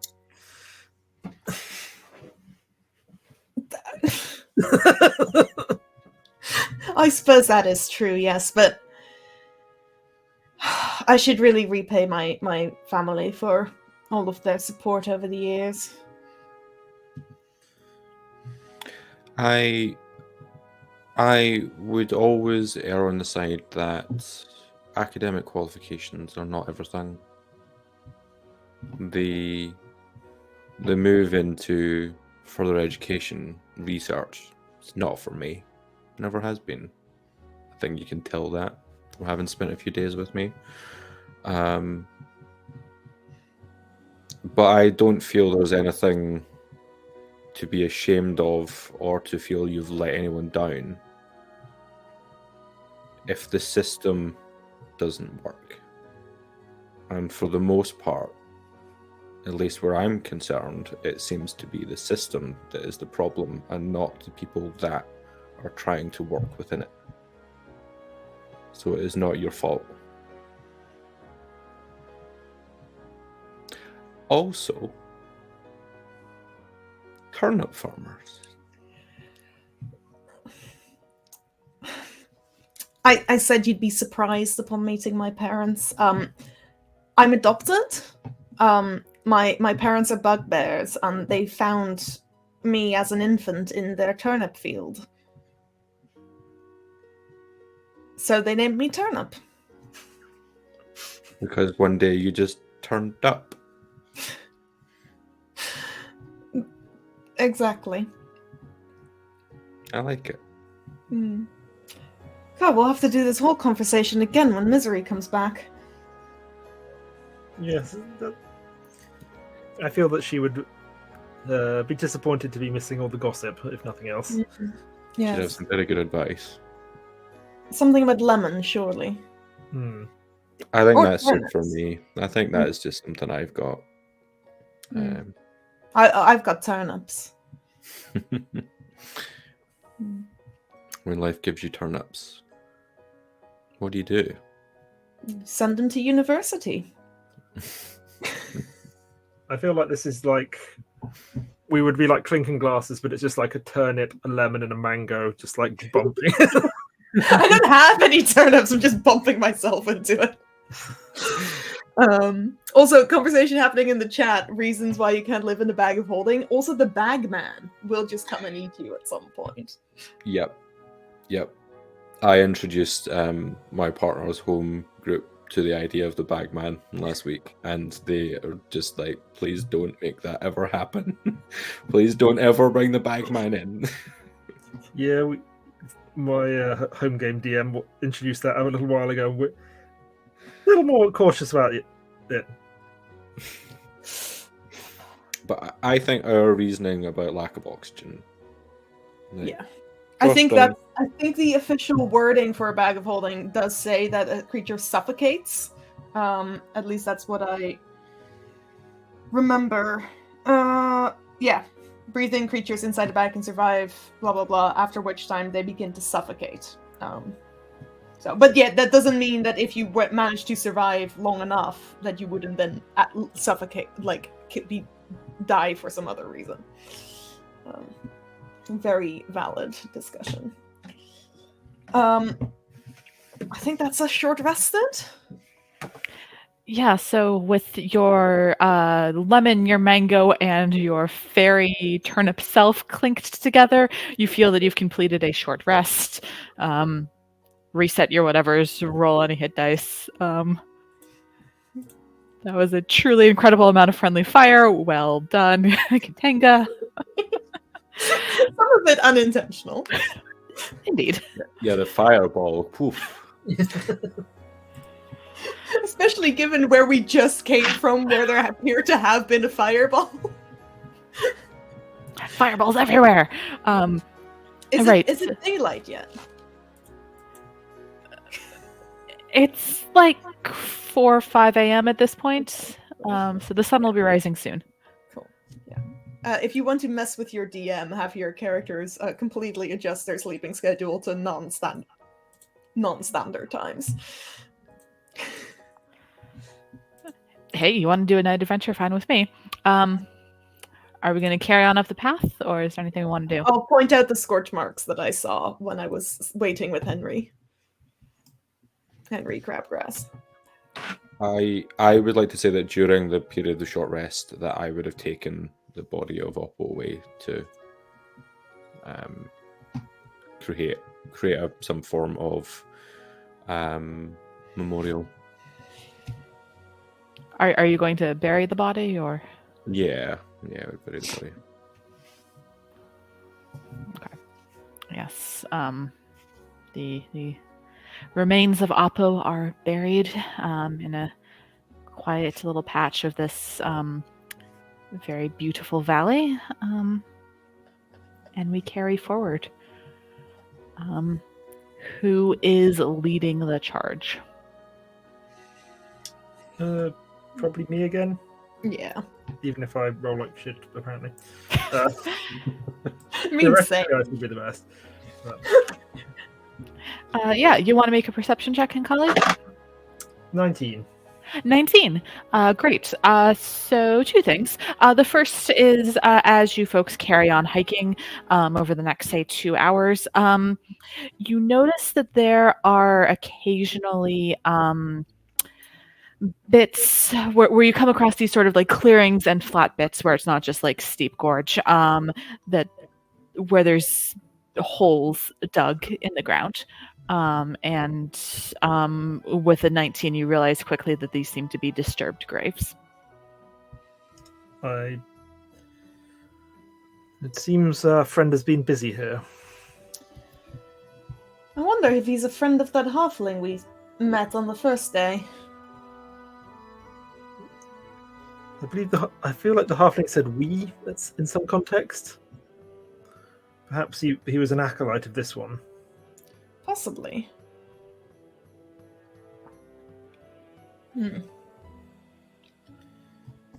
Something. Well, we'll keep an eye out for any undead, I suppose. How many holes did we say there were? So you come across one, and presumably you have the conversation at the first one. Maybe you spend some time investigating it. It just seems to be a hole. You don't see anything noteworthy about that. But then 20 minutes later, you see another one, and 40 minutes after that, you see another one. So they're beginning to dot the landscape. Are there specific gravestones with them, or are they just like random holes in the ground where obviously a corpse has come out of? Roll an investigation check. That dice is retired as well. 8. 8. Support us on Patreon so that we can buy Alex a proper dice jail. Like dice gulag at this point. Yeah, you don't know much about the burial customs of this region where you're from. They burn the bodies. You've heard things in other bits of the region about sky burials, but these seem to be folks that have been buried. But you do look around, and they seem to be very old graves, especially coupled with the fact that there aren't really recent humanoid settlements around this area. So you reckon that these are like very old, ancient undead. I recount this to Very everyone. interesting. Would the age of the body have an impact on the quality of the necromanced individual? Like, if they're really old, would they be weaker? Roll an Arcana check. Can I also roll? Did Ketanga ask this out loud? No thoughts in here. All thoughts come out here. So Yeah, anyone who wishes to contemplate this can roll an Arcana Because check. I feel like Dagmar thinks she has an answer for this, so I feel like Turnip might as well. I got an 18. Nice. I got a 22. Yeah. I mean, I don't know about other worlds and other universes, but in this particular world, you get the sense that while it is easier to raise the recently dead, beyond a certain point, the difference between, dead last month versus dead 1,000 years ago, indicates at that scale, indicates a little about the power of the person raising them, and also indicates a little about the power of what comes out. Beyond like a week or two old, a skeleton's a skeleton, an undead is an undead. I like the idea they just mature like wine the longer you leave them in the ground. It's just... Yeah, good cheese. That would be brilliant, but you don't get the sense that is true in this moment. There's an awesome conversation going on in the chat about the bag of holding and decomposition. Love it, folks. Please keep that going. Oh no. Okay, so Ankali, I said that you had noticed two things. This is the first thing that you notice over the course of your 2-hour hike. The second thing that you notice is you're now in a bit of the gorge where it's very narrow. The water's moving very fast, very far below you, and you're sort of up on, again, this like bamboo constructed bit as you're walking along one of the edges. This bit is sandstone, and it's built in these really beautiful layers. Where the minerals inside have oxidized, so they're nice, sort of layered in different colors. And as you're keeping an eye out for anything that might cause fire, or this necromancer being back, or more binturongs, or whatever else there may be, you notice that the light on the path in front of you kind of shimmers just a little bit. There's something refracting the light just a tad. Something's not right. I think we have more magic afoot. Intriguing. And I pick up a little pebble or something and just flick it at this shimmer. Cool. You pick up a little pebble. It hits something, kind of bounces, and then with a sound, sort of goes forward about 2.5 feet, and then just kind of floats in the air. And then you can see the pebble slowly start to dissolve with what you reckon is acid. Well, intriguing.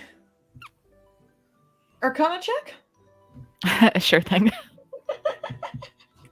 It's a rare glass gelatinous cube. Oh, nat 19 for a 25. Yeah, you do indeed recognize this as this world's version of a gelatinous cube in front of you. Oh my goodness. Blocking your path. Okay, I'm gonna suggest nobody touches it. That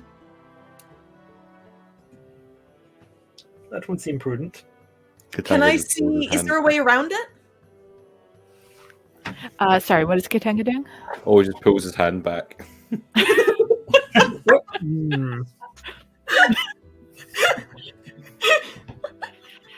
Yeah, Dr. Turnip, now that you know what to look for, you see that this is sort of like a 5 foot by 5 foot cube blocking your way. You, as a flying creature, could just fly over there into like the middle of the canyon, but it is blocking the way of the path.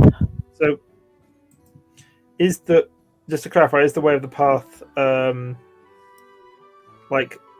is there anything stopping us going off path?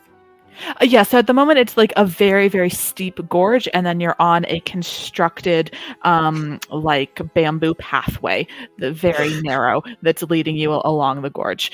So you could like climb up and over maybe, or climb down and under, but going off the path would mean falling into the canyon and into the rushing water below. So Dachmar knows something about Ankali, which Turnip doesn't know about Ankali. But I don't think this is going to be as big of a problem as you think, Catherine. I mean, Catherine also knows this thing about Ankali, but, Ketanga exists. Yeah. But Misery's not here, which, if Misery had been, this would have been a bigger thing, I think. Indeed. Yeah. The other thing that Sam knows about Ankali is also knowing about the rocks that we've got around us. If they're similar to the inspiration for them, which is the Zhang Yi, the rocks are very sharp. in that part of the world. So if it's climbing, that should do some damage. Razor sharp rocks.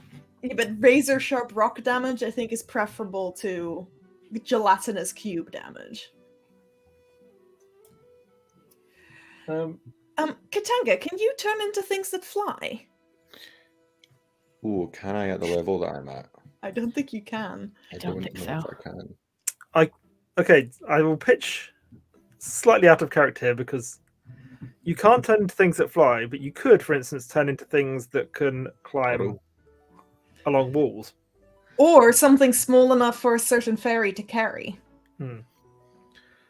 Well, I could turn myself into a small thing, but and then I just like gesture to the binturong. If you can reassure Binti here, there is another aspect of my curse that may prove useful in this particular instance. And I can carry Henry. Okay, well, that's fine. Are we getting into like the right like that like crossing a river with a raft and putting the right animals on it? That's basically what we're getting to now. Yeah, we have a fox, a chicken, and some grain, and a gelatinous cube. Instead, it's a binturong, a potted plant, and a beautiful genasi with no brain cells.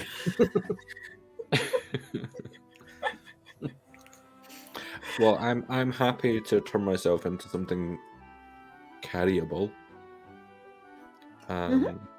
Unless anyone carryable else has got for a ideas. fairy, not for Ankali. It's like, Carrying wouldn't be a problem for me either. oh. Whatever you like, then. Would you be able to take Binti, or is Binti too big for you? I think Binti is far too big for a fairy. Yeah. Yeah, I Okay, think Binti's at least the same size as me. Okay, so if you could get Binti to hold on tight. Okay. Yeah. Binti clings on wherever Ketanga indicates. Yes. I assure you this is entirely safe. And I walk under the path, so I'm upside down, just walking along the bottom of the path. And walk under the cube. Okay. Are you going to walk under the path, or are you going to walk like onto the cliff? And is there any sign the cube is like oozing through at all?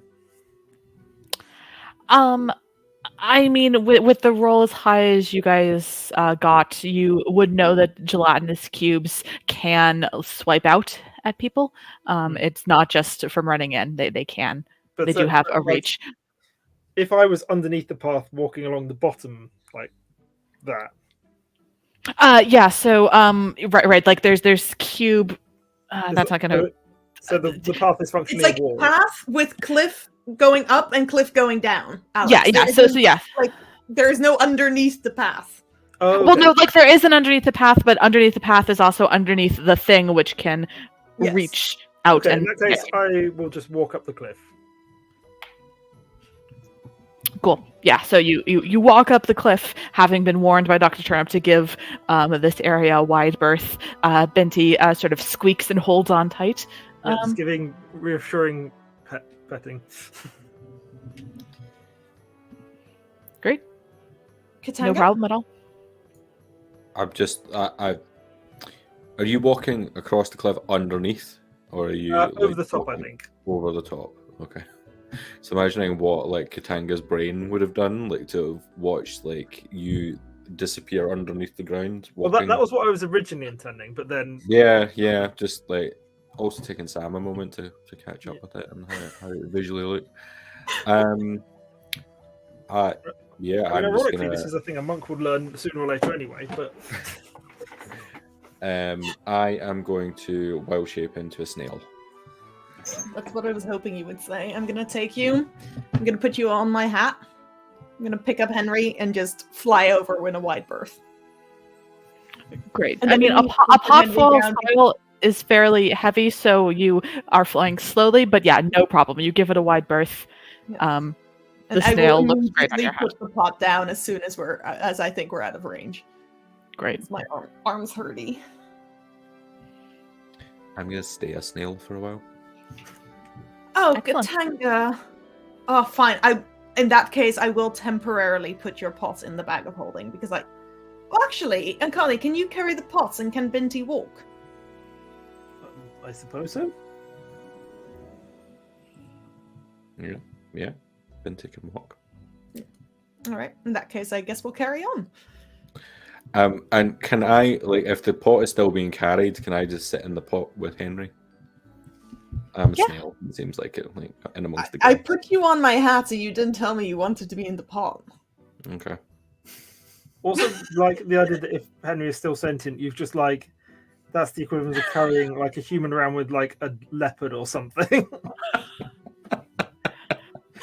I mean, the sentience has long since faded, but indeed, Ketanga snail is on the hat and like could try to make a break for it, but conveying as a snail that you wish to be put in a pot is a little difficult. Yeah. Sorry, Sam. You should have said that earlier. I know. Also, it's a callback to Monday's one shot. Except you're not a camel yet. That's a sentence. Okay.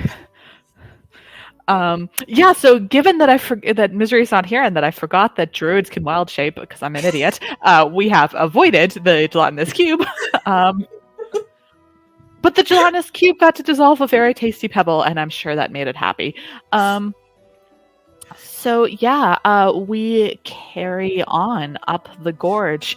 It's now proper daylight, but you do see up ahead a little wisp of smoke rising up from another one of these sort of like clearings once you get out of the narrow canyon bit, and it's back to being sort of more foresty. I hope we are not just going to run into our friend again. I do not. I mean, can I look around? Are there still those soot marks? You don't see anything immediately, but you have occasionally been seeing patches of fire, of burnt out plants, of indications that you are following whatever was causing the soot marks. I hope whatever is doing the fire isn't in league with our necromancer friend. The chat is now dropping peer-reviewed research in the chat. Thanks, Julius, for the link. We'll be sure to check that out. Oh God. Well, there's a difference between wild shape and polymorph. Alex is on that. And thank you, Nature Check, for helping out with answering that question as well. Well, Ankali, shall we go towards the smoke? I suppose we must. We can go very carefully. Yep. Well, this You time see kind of a flash of light, and another sort of smoke trail is rising about 20 feet away from the first.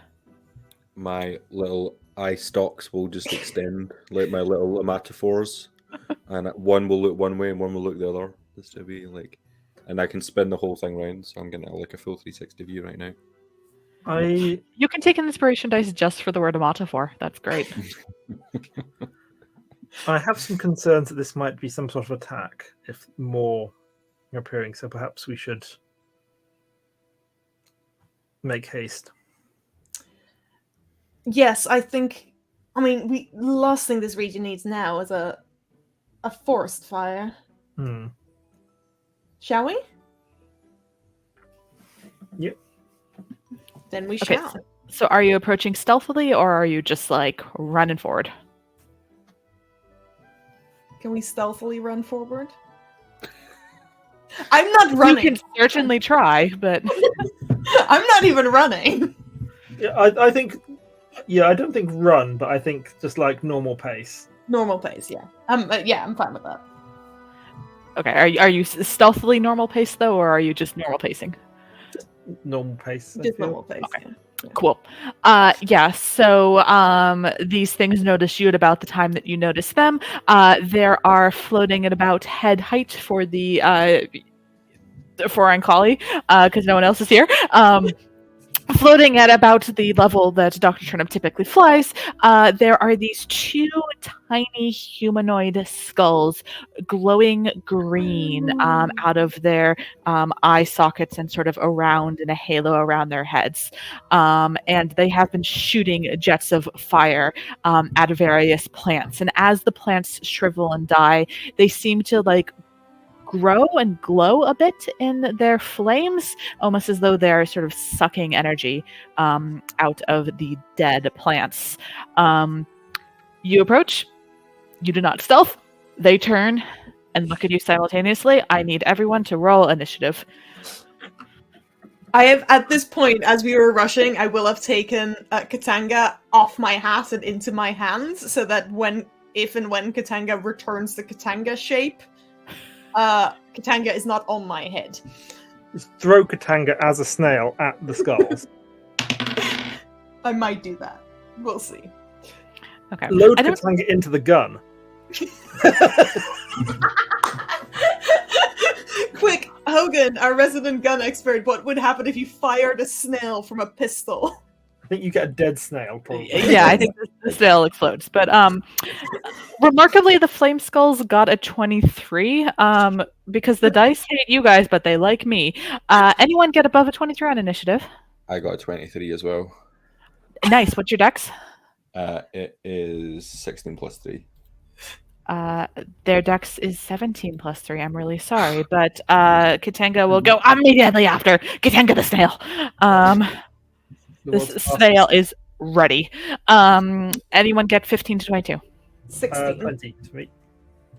20 for Ankali and 16 for Dr. Turnip. And this is everyone because we only have 3 people and only 1 bad guy. This is going to be such an easy fight for me. Okay. The flame skulls come first. They both look at you guys. Well, whatever. It's not going to be a TPK because Mystery is going to appear at some point and can save you guys. They're going to cast dual fireballs, so I need 2 dexterity saving throws from each of you. Oh, Jesus. It's what they would do. No, I believe that. There's just a lot of fireballs happening this episode. There really are. I rolled well though. 15 and 16. 20 and 22. Okay, hang on, sorry. The target is a 13. Okay, so the first roll, if you saved, you take 13 points damage. If you fail, you take 26. On the second roll, again, DC 13. If you failed, you take 31. And if you succeed, you take 15. Oh, that was nasty. Ouch! Ketanga, you've presumably desnailed. Yeah, I'm no longer a snail. And with this, Oh no. I would like run at them and take 2 swipes with my dagger. Great. Towards these snails. So the first one is going to be a natural 20. Nice. Amazing. And the second one is going to be a 14. 14 also hits. Okay, so that is going to be...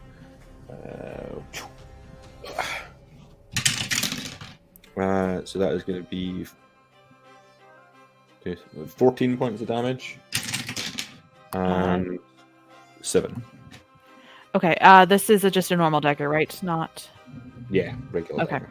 Yeah, so it does not do as much damage as you expect, but that's still 14 and then 7, and we round down rules as written, which is a dumb rule, but that's okay. Cool. So you just stab it, dagger, stab. By the way, if anyone's worried about Binti, Binti knew that there is danger coming and so is hiding with Henry in a bush somewhere. Binti is fine. Anything else on your turn, Ketanga?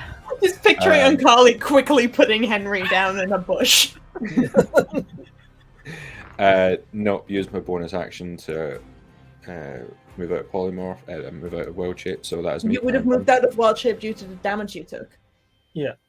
Oh yeah, I took damage. Yeah. Yeah. Okay. Yeah. Right. Well, I'm just going to cast Shield of Faith on myself as a bonus action. Great. That's a leveled spell. Yep. It is. Drop a fireball on these skulls, Sam. They might be immune to fire if they're firing. At this rate, it's going to be on everyone else. A 75 and a 3. A 75 and a 3. Okay. Cool. You guys have some friends. Let's see how bad this is and if I have to nerf it on the spot. Oh no, you guys are fine. So coming crashing through the forest are these 3 large kind of gray, vaguely humanoid but also very monstrous creatures coming in, and they're shouting in they speak common, great. And they're shouting in common, I'm gonna eat you for dinner, and then they're like, and I'm going to cook you on those things. 2 of them are going to go after Ankali. One of them is going to go after the flame skull. They're just neutral things. They're on no one's side, but they are joining the fray because why not? And I'm gonna write this down because otherwise bad stuff's gonna happen. Okay, the 2 they're gonna go after Ankali. They have great axes. So what are they? Sorry. They're orcs. Okay. Yeah. So large monstery things. Medium monstery things. I can read and talk at the same time. Okay, so great axe misses. Great axe for guy 2 also misses. Ankali, you're a beast, and the one that's going to go after the flame skull rolled that 1. So they're just waving their great axes around. They're hitting trees. They're hitting bamboo. One of them hits a rock. They're just excited to be fighting, I guess. Ankali, it's your turn. Okay, so those fireballs messed me up considerably. So I'm just going to be like, well, I suppose it's time you saw another aspect of my curse. And so I'm going to lunge at the orc with my teeth.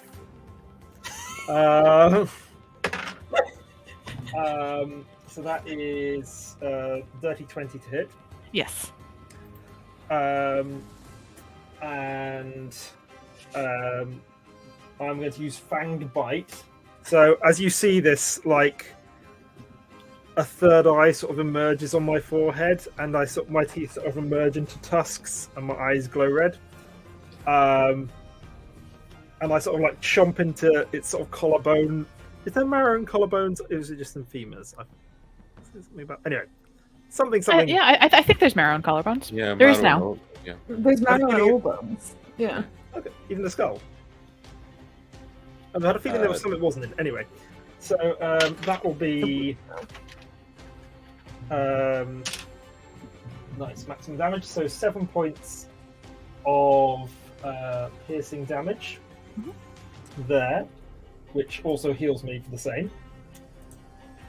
And gain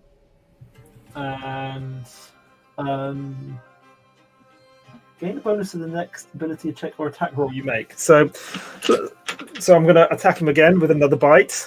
Yep. That's a nat 1, but it's +6 +7, so it might still hit. A nat 1 +6 +7, in fact, hits. Well done. And that will be 5 points that turn. Okay. And you can see like my burns closing up as I'm doing this. Yeah. You chomp into the collarbone and you just like rip off a huge amount of flesh from the neck. And this guy is still like waving his axe wildly and to no purpose. And you seem to have done quite a bit of damage. Okay. These guys look scary, but they aren't that tough. Well, it's good because I couldn't do this to the skulls because it doesn't work on undead. So actually, they're kind of beneficial to me. And then I'm going to use Flurry of Blows. Okay. The first of which I'm going to use as the thing that heals me, which I can never find in this. Where's it? Yeah, Hand chat, of healing. So 1d6 plus 3. Yep. Chat, be sure to tell your DMs that Science and Sorcery have given you an inspiration die. So that is 6 points of healing to me. So Amazing. I'm back up to 30 now, which is a lot better than 12. And then I'm going to just like punch York in the chest with my last blow, which is... I mean, a nat 1 hit and the minimum damage would kill it, so... It was only 11 total this time. Oh, hang on. This is not your special ability. An 11 misses. Never mind. Yeah. So yeah, you punch it and it like flexes at just the right point and Okay, and that's my turn. amazing. Dr. Turnip. Dr. Turnip is going to start by using her bonus action to Second Wind. Because... Ouch! Okay. And I rolled the minimum. Nope. There we go, but I'm no longer below 15 hit points, which is good. I'm gonna fly, so I'm 30 foot above, like 30 feet away from Ankali and like go up again. And I'll go, this might help, Ankali. Don't resist it. And cast Enlarge on Ankali. Amazing. And Kali just grows and grows and grows, and now is now towering over the orc. I need you to roll your d10, d100, please. Yeah. You get an extra d4 damage to all your weapon attacks, Ankali. That is a 34 and a 1. Oh, okay. That would have been real bad in some other circumstances, but in this one, nothing happens. Okay. That's unnerving. Okay, so that was action, bonus action, movement. I am then going to action surge. Amazing. So action surge, I'm going to... I'm going to take a shot at one of the flaming skulls. Okay, there's one that's injured, there's one that's not injured. Oh, at the injured one. Great. And I will expend a grit point to make this a Deadeye shot. There's no way I can line them up that I'd be able to, that they'd be in a line for me, right, with them above. Oh, I mean, you've used quite a lot of your movement, but... Yeah. Yeah, No, yeah. like... They were, like, next to each other, so yeah, you could... Oh, from above, though. Yeah, because I'm higher up, so I assume high. not. Right, yeah. Yeah, you'd have to fly back down. That's fine. I will do that some other time. No, I'm going to make a Deadeye shot, so I'm rolling with advantage. And that is going to be a 23 to hit. Yes. Yes. Awesome. Side note, that really confused me for a second then when you said you attacked the Flaming Skulls, because the Flaming Skulls is the name of my home group party. That is going to be, damn it, only 5 points of piercing damage. Okay. Rolled minimum, and second attack. It doesn't do as much damage as you expect, but it does do some. Taking damage. Yes. That's all I needed to do. I'm gonna expend my second grit point to make another Deadeye shot. Natural 20! Nice. That's why we... oh, and that means I get my grit point back. I think. That sounds right. Yep. Yep. Which will be... 1 off max damage for 23 points of piercing damage on that one. 23 points of piercing damage. Kaboom! You shoot it right between the eyes. I mean, it's a magical skull, so that does not do much, but it still feels real damn good. I'm very happy about it. And that is my turn. Amazing. It's looking injured. Still okay. It is now their turn, the 2 flame skulls, and then after that it'll be Ketanga. So the 2 flame skulls are, well,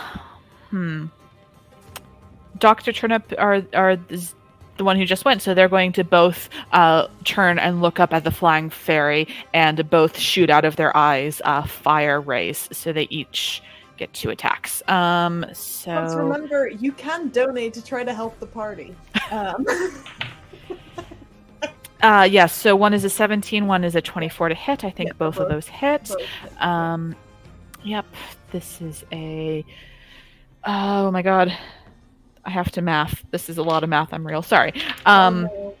Yeah, sorry. The first one hits for 7 points of fire damage. The second one hits for another 7 points of fire damage.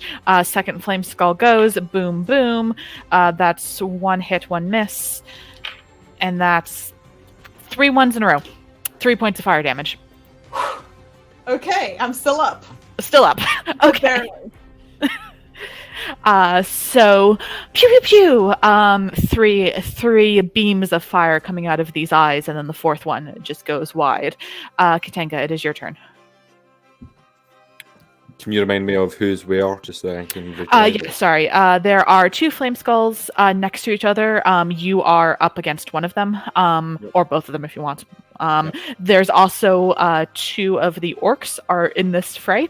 In this melee group, one of the 2 of the orcs are with Ankali. One of the orcs is in the melee group. Yeah, sorry. Let me do that again. 2 flame skulls, 1 orc and you are here. Ankali and 2 orcs are here, and Dr. Turnip is flying above. Okay, I'm going to use a bonus action to cast Healing Word on myself. Cool. And just like press my hand into my chest and say citrus. Incredible. D10, D100, please. Yep. That's rolling. That's a 2 and a 68. 2 and a 68. Okay, so let me pull up the stats for this guy. Let me spell. I can't spell. Okay. You feel yourself begin to rise up as this large white celestial creature with this beautiful white wings and a equine head just appears underneath you. She turns and looks up at you and says, "I will aid you in battle." She will be your mount. She can fly. Oh, Pegasus, hello. No, I was just picturing an angel with a horse's head, and I was horrified. Just want to point something out to the chat. If we all die, Misery's going to come back in the bag of holding and suffocate after 10 minutes. So... It'll be a really short stream next week. We'll just bring Rachel on to recap what happened and just be like, oh, and now also you're dead. So Binti just drags the bag to safety, and so it's just like Binti and Misery. Even if it takes it, you have to intentionally remove an object. I don't think Binti can do that. Well, tune in next week to find out. Okay, so Ketanga, you heal yourself. You are now riding a Pegasus, who will go on the initiative after the orcs after you. Okay, grand. So am I just sat on? I'm not in the air at this point, or? You are sat on her. Yeah. You can, if you want her to fly away with you on her turn, she's willing to. On her turn. Okay. I am going to be imbued with a sense of. I feel like horse things again. Oh man, we still got a movable rod too. Just remember that. Sam is the designated horse girl of this stream. I am going to take the quarterstaff and you pick up the quarterstaff, and the quarterstaff shocks you, and you are stunned for 1 round.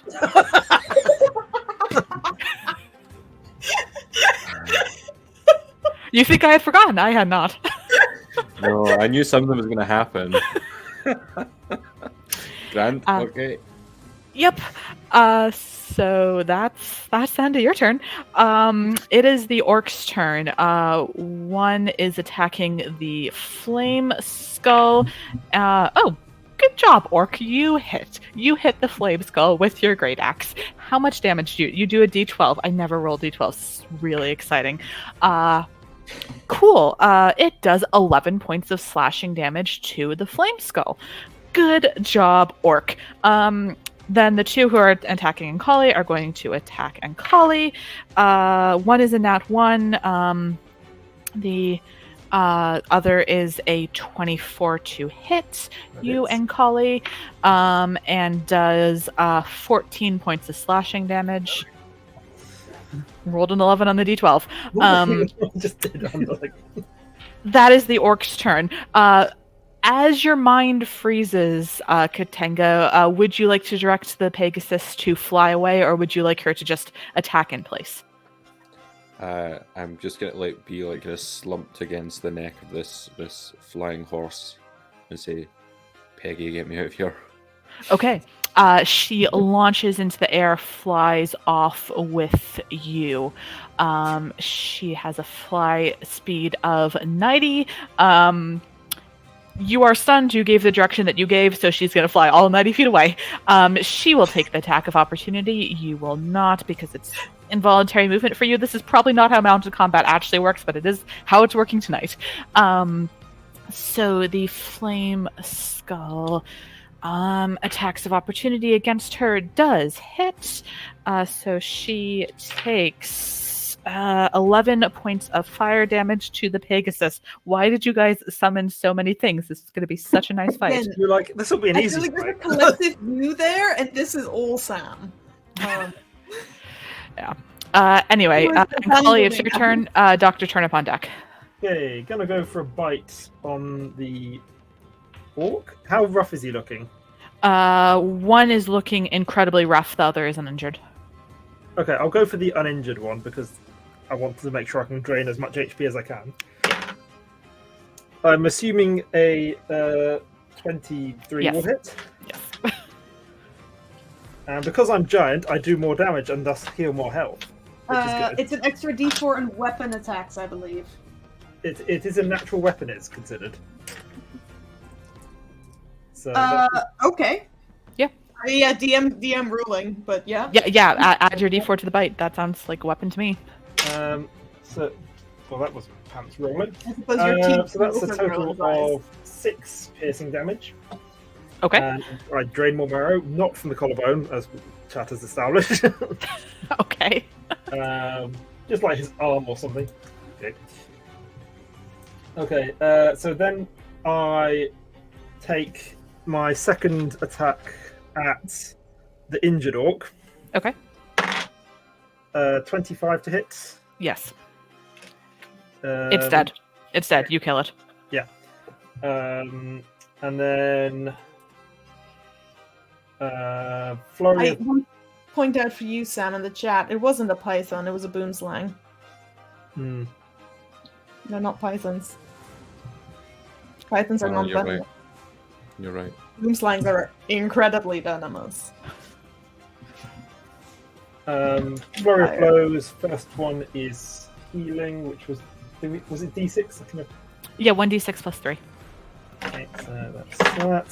For God's sake, 1. So that is 4. Healing. Every bit counts. It does all count. And then my last punch is 20 something Yes. or other. Yeah. And so that is that. Double ones, Jesus Christ. All my dice are fired. So that is 7 points of damage. Okay. And I'm going to throw a stunning strike on that just to keep this tied. Yeah, it rolled a 19, so that's a plus stuff, so sorry. Well, I tried. I'm really sorry. Someday you will stun something. Someday. Or you and I should like swap dice or something. Okay, that's the end of Ankali's turn. Dr. Turnip. Dr. Turnip, being on very few hit points, is going to fly down towards the ground, away from the orcs if possible. Sure. Actually, I have 60 feet of range of my gun, so yeah, I'll try to get as far away from the flame skulls as I can as well. But I do want to line as many creatures as I possibly can in a straight line. Yeah, so you can either put in a line, I'll say the 2 flame skulls, or orc that's fighting the flame skull and a flame skull, or the orc that's fighting Ankali and a flame skull. Orc that's fighting Ankali and a flame skull. Great. Which one is first? In that, we'll do flame skull first. Okay, sure. Yeah, if I can do that. You said you have 60 feet of speed? Yeah, no problem. No, 30 feet of speed, 60 foot of range. Yeah, I think you'd have to do the orc that's fighting Ankali first, and then the flame skull. Fine. We'll do that one first then. And then I'd like to take a piercing shot. Cool. So that will be a 21 to hit the orc. Yep. Okay.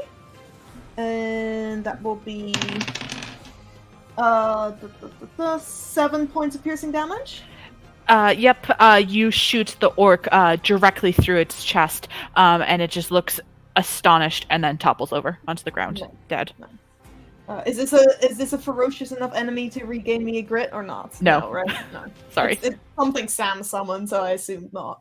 No offense, Sam. And then because it's a piercing shot, I get to make an attack against any creature behind it. Yes. So the bullet carries on across the clearing and hits the flame skull. It's a disadvantage, but it's a 17 to hit the flame skull. A 17 still hits the flame skull. Nice. Which will be 10 points of piercing damage to the flame skull. 10 points of piercing damage to the flame skull. Amazing. Does not do as much damage as you expect, but still does something. Chips off a bit of the bone from its cheek.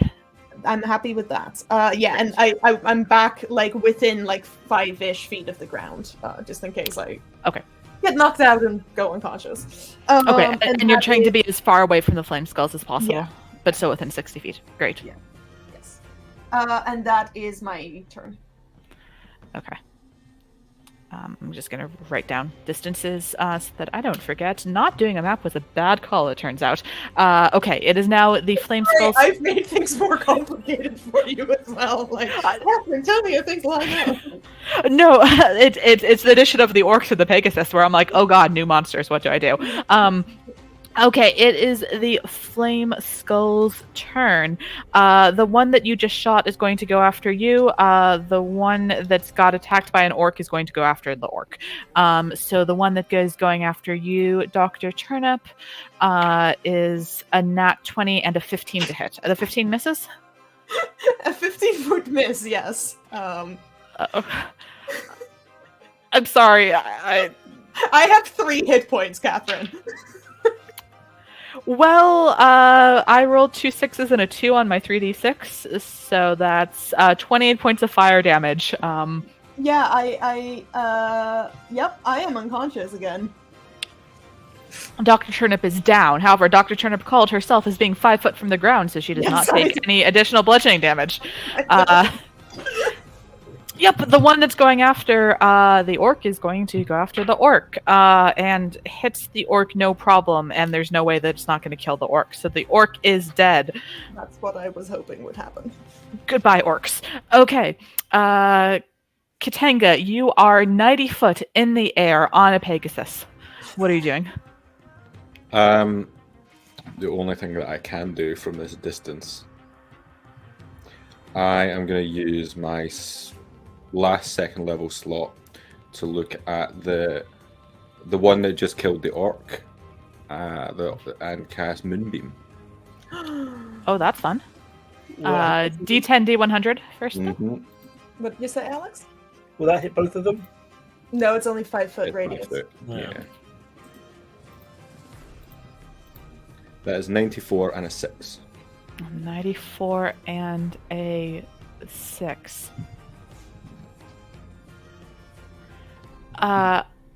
Okay. This is fascinating for endgame stuff. Does not take any effect now. And I will almost certainly forget this, but I have written it down and circled it, so we're fine. Cool. So the moonbeam goes through this cylinder, 40-foot high, 5-foot radius of like this silvery white light, just centers on the flame skull. This is a Con save. con save. Thank you very much. That is a 15. What's your that- DC? No, that passes. It's 14. Okay. But that is. Oh, that was 18. That's really annoying that they passed. So yeah. So 9 points of radiant damage. And you have concentration up now. Cool. I can do math. 9 points of radiant damage. Awesome. They don't have anything but it's gradient. Right. Cool. Okay. Bonus action or anything else? Nothing else from here. I'll just hover. Cool. Would you like the Pegasus to take you anywhere? If we can do it now, or wait until after. Oh, because At the end of your turn, she'll go. Oh, okay. Yeah, I will move down towards the other skull. Okay. So you fly down closer. How many feet? Within how many feet of the skull would you like to get? Maybe about 40 feet. Okay, you are now within 40 foot of the skull. Cool. Ankali, your turn. Okay. So just to understand where everyone is. So how far away is Dr. Turnip from me? Dr. Turnip is about 25 feet away from you. And how far is Dr. Turnip from the skulls? 55 feet. So you're 30 foot away from the skulls. Okay. So in that case, what I'm going to do is I'm going to run over to Dr. Turnip and use Hand of Heal on Dr. Turnip. That's me. So that is 6 points of heal. Uh, Then would I be allowed to yank Dr. Turnip and run away? Sure, yeah. So that's you used your action for Hand of Heal. You used 25 foot of your movement to get to Dr. Turnip. Picking up Dr. Turnip sounds like an object interaction, so any remaining movement you can have, you can book it. Sure. Yeah, so that's another 20 foot away from the skulls. Yeah. I mean, normally that would be half movement, but Dr. Turnip is so small that yeah, you can take the whole 20 feet. Well, I'm giant right now. Oh, and you are I'm not. huge. I'm not because they would. no, because the concentration would have dropped. Concentration dropped. Yeah. Okay. So I'm not huge, but even so, I'm bigger than you. Regardless, there is a 2 size class difference between you, so that would not make any sense to give you the speed penalty. So yeah, you can move 20 foot away. Before we go any further, before any conspiracy things come in, Ketanga would have gone and healed Dr. Turnip if they, I didn't know that the Pegasus could do that yet. I would not have left you dying on the ground again. You just wait for next week's one shot, son. Okay, cool. So Dr. Turnip and Ankali are now 75 foot away from the Flame Skulls, out of range of their spells. It is now the Flame Skulls' turn. Ketanga and the Pegasus are 40 foot away, so they are within range. And they Is it my are. turn after Ankali's? Sorry? Oh, Is good. it my turn after Ankali's? Yep, your turn. Yeah, sorry. I'd like to use my first attack to reload my pistol, and then I'd like to make an attack at one of the flame skulls at disadvantage because I'm mad Great. at them. One is slightly more injured than the other. Which would you like to I will- attack? 2 9s, so that's an 18 to hit. 18 hits. Yeah, I'm going for the more injured one, Great. which will be 9 points of piercing damage. Okay, every little bit counts. Yep. Cool. Anything else? No, I got nothing else I can do. Apologies for skipping you. Okay, now it's the Flame Skulls. They are smart enough to realize that the Pegasus is not the issue, but Ketanga, so they're going to try to fire beam Ketanga. Those are 2 misses for the first one, and a miss and a hit for the second. So that is 12 points of fire damage to you, Ketanga. You doing okay? Is that taken in that my armor class was increased? 16? Oh, that's a good question. That's a 20 to hit. Ah, that's fine. Okay. How many points, sorry? That's a good question. 12. You said 12, yeah. Not amazing, but yeah. Okay. Still alive. Okay. Yeah, Ketanga, you're within 40 foot of the flame skulls. Okay. Oh, you need concentration. Mundi. Yeah. If that skull is still in that place. Oh. No, I mean, oh. you would have had to make a concentration check. Oh yeah. Oh, but Although it started its turn there, so sorry, yes. It makes sorry. It has to first, before the concentration check goes through, it makes a constitution saving throw. It fails miserably, so d10 radiant damage, please. Sorry, 2d10. I may have misspoke. It's getting late at night. That is going to be 18 points of damage. 18 points of radiant damage. Oh, it is so close to being dead. It is very, very close. Okay.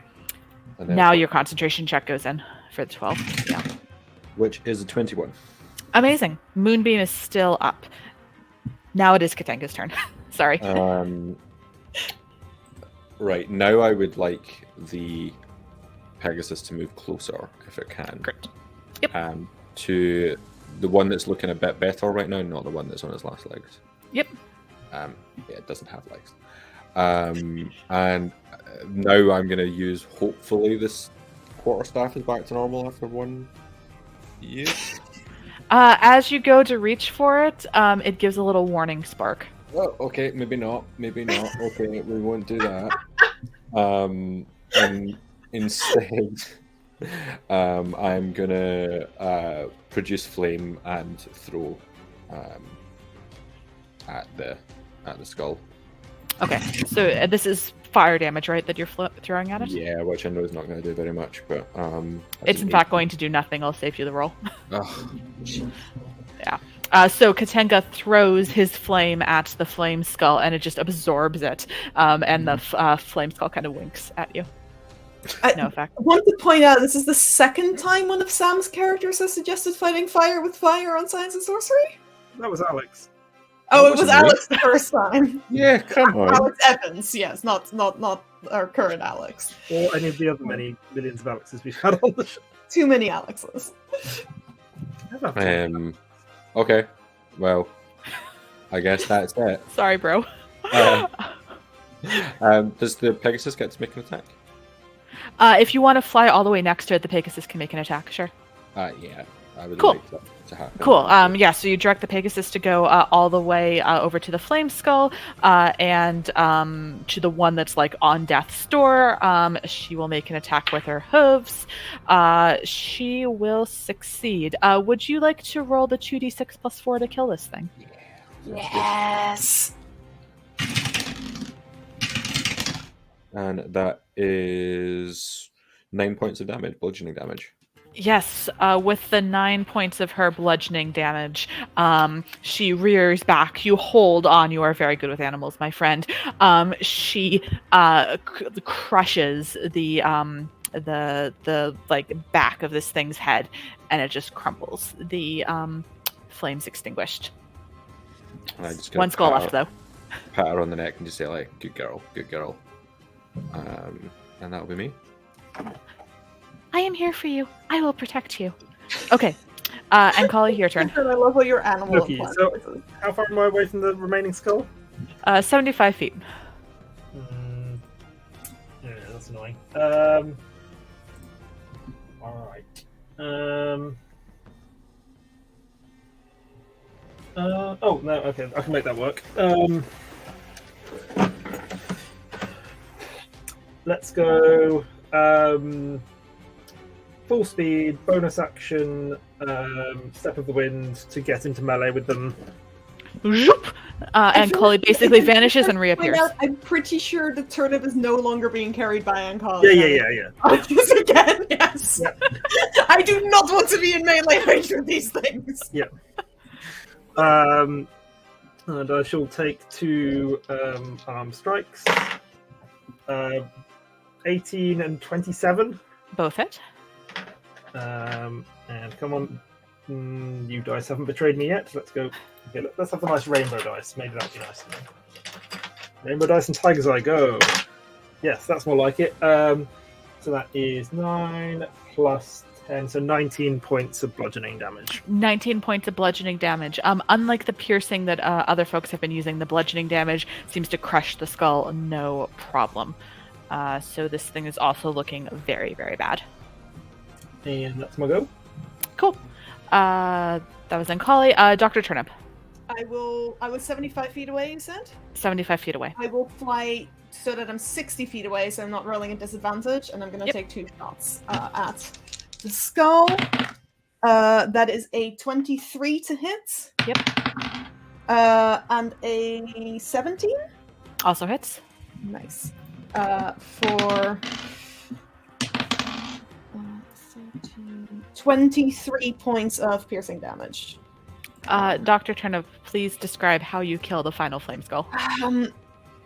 Still singed at the edges, like trying to bat out flames still from the fire. I just like fly, take aim as I'm flying, and just 2 like quick like double taps, right, one in each eye hole. Boom, boom. The bullet goes into each socket, and with each blast, the flames, these green flames, extinguish, and the now just tiny skull, no flames, no magic holding it aloft, tumbles to the ground and cracks in half. Do I regain a grit point? You do regain a grit point, yes. And I'll fly back over to Ketanga, Ankali, and Peggy the Pegasus. Yeah, and with this, the Pegasus will sort of like shrug her haunches to withers. I don't know the parts of a horse to try to like indicate that you should get off, and then when you do, she will bow to you and say, "My work here is done. Take care, my friend," and she'll fly off. Thanks, Peggy. Never around for a long time are these animal companions, but Isn't she still around? Yeah. Yes, Well, still that exists. was a bit rough. Where did those orcs come from? Like we have enough going on with just those flaming skulls. I don't know. They were handy in their own way. Yeah. Can I make an Arcana check to see if I know what's going on with Ankali? Sure thing. Yeah, that will be a 21. Yeah, I mean, you saw even in the heat of battle, Ankali very clearly suck the marrow from these things and regain some health. Yeah. I mean, that's quite a curse, Ankali. Yes. You Don't weren't actually saying prayers over that halfling, were you? No judgment. I mean, I was, but that's not all I was doing. Fair enough. Circle of life and all that. Yeah, it's nothing, as I say, that I can't control as it stands, but I'm not concerned, given we've been traveling for like 3.5 days and you haven't tried to attack us yet. no, it's I shouldn't need to feed for a while at this point anyway. You're right there, Ketanga? I don't think Ketanga witnessed any of this, so was just listening to like. I mean, I guess, is Ankali's appearance still changed? I would assume it doesn't have a sort of rule-based mechanic, so I would assume it would kind of revert at the end of the fight. Cool.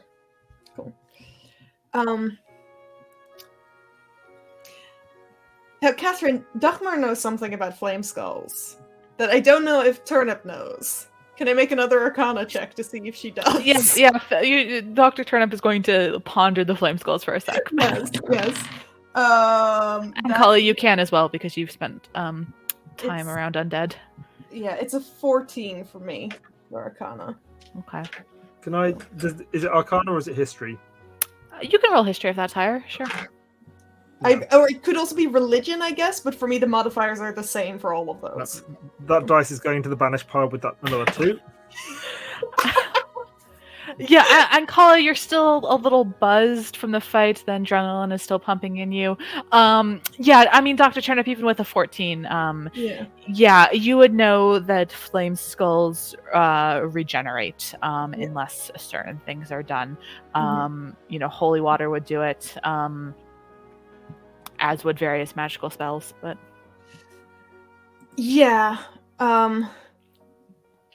this would be a great time for Misery to return. She might have spells that would be able to help. I assume you can't really remove curses or dispel magic, Ketanga. Never heard of that, mate. In that case, I'm going to suggest that we don't stick around. Because in not too much time, probably, those things will come back. Yes, that doesn't sound like something we need to do. No, I frankly, I think I need to lie down, but we can find somewhere safe to do that instead. Agreed. so on that realization, as the three of you singed, bruised, missing Are we your near a dog. cliff edge at all? Sorry? Are we near a cliff edge at all? Yeah, absolutely. Can I just get the bits of the flame skull and drop them off the cliff? In Yeah. my knowledge, that wouldn't prevent them from returning. Oh Yeah, I mean, they would still return, but they would return, like, in the bottom of the cliff rather than where you guys currently are. yeah, just so they're further away from us to give us more of a head start. Yeah. In that sense. Are there any settlements at the bottom of the cliff that we can have a look at to see that? Good. No, Ketanga peers down the cliff, sees the same river that you've been following for the past 3 days. Yeah, so they get washed down the river back into the village.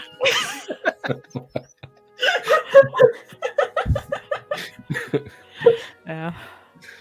So as Ankali takes care of the remains of the flame skull, as the three of you lick your physical and emotional wounds, seems like a good endpoint for the session.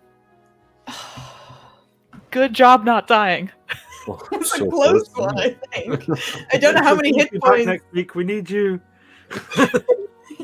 Misery, you and your AC of 10 would have been real handy.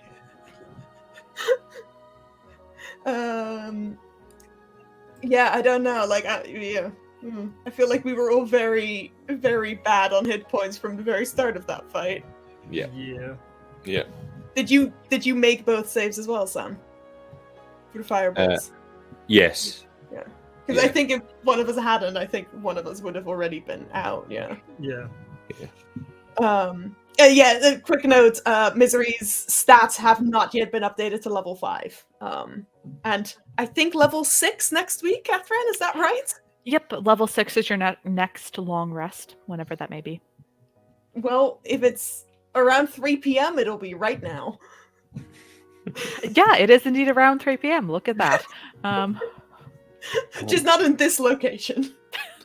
We just all love like a mid-afternoon nap. Who doesn't, right? All right. That is us for tonight. Thank you so much for watching. Thank you for the incredible conversations in the chats. We'll need to ponder decomposition in bags of holding. Very interesting stuff. We will be back next week, Wednesday, 7 p.m. Again with episode 4 of Search for the Merah, the penultimate episode. Next week, Friday, the 16th at 7 p.m., we have our last one-shot of the year, Death to Santa. Players start being announced tomorrow, Sam? Yep. Tomorrow, I will be your dungeon master. It's going to be loads of fun. There's going to be lots of good union stuff happening in that game. So hopefully see you again for both of those next week. But for now, you can find Science and Sorcery at Sci and Sorcery on Twitter and at Science and Sorcery on Twitch, YouTube, and TikTok. And yeah, have a great rest of your week, everyone. I chime in with one thing: body bag of holding. Like we need to make it. Critical Role had one. It was Like just a a body giant tool bag. Yeah. Yeah. Is it scientifically accurate though? No, it wasn't. Yeah, we'll work on that, and we'll keep you updated on that process as well. See you soon, folks. Thanks, everyone.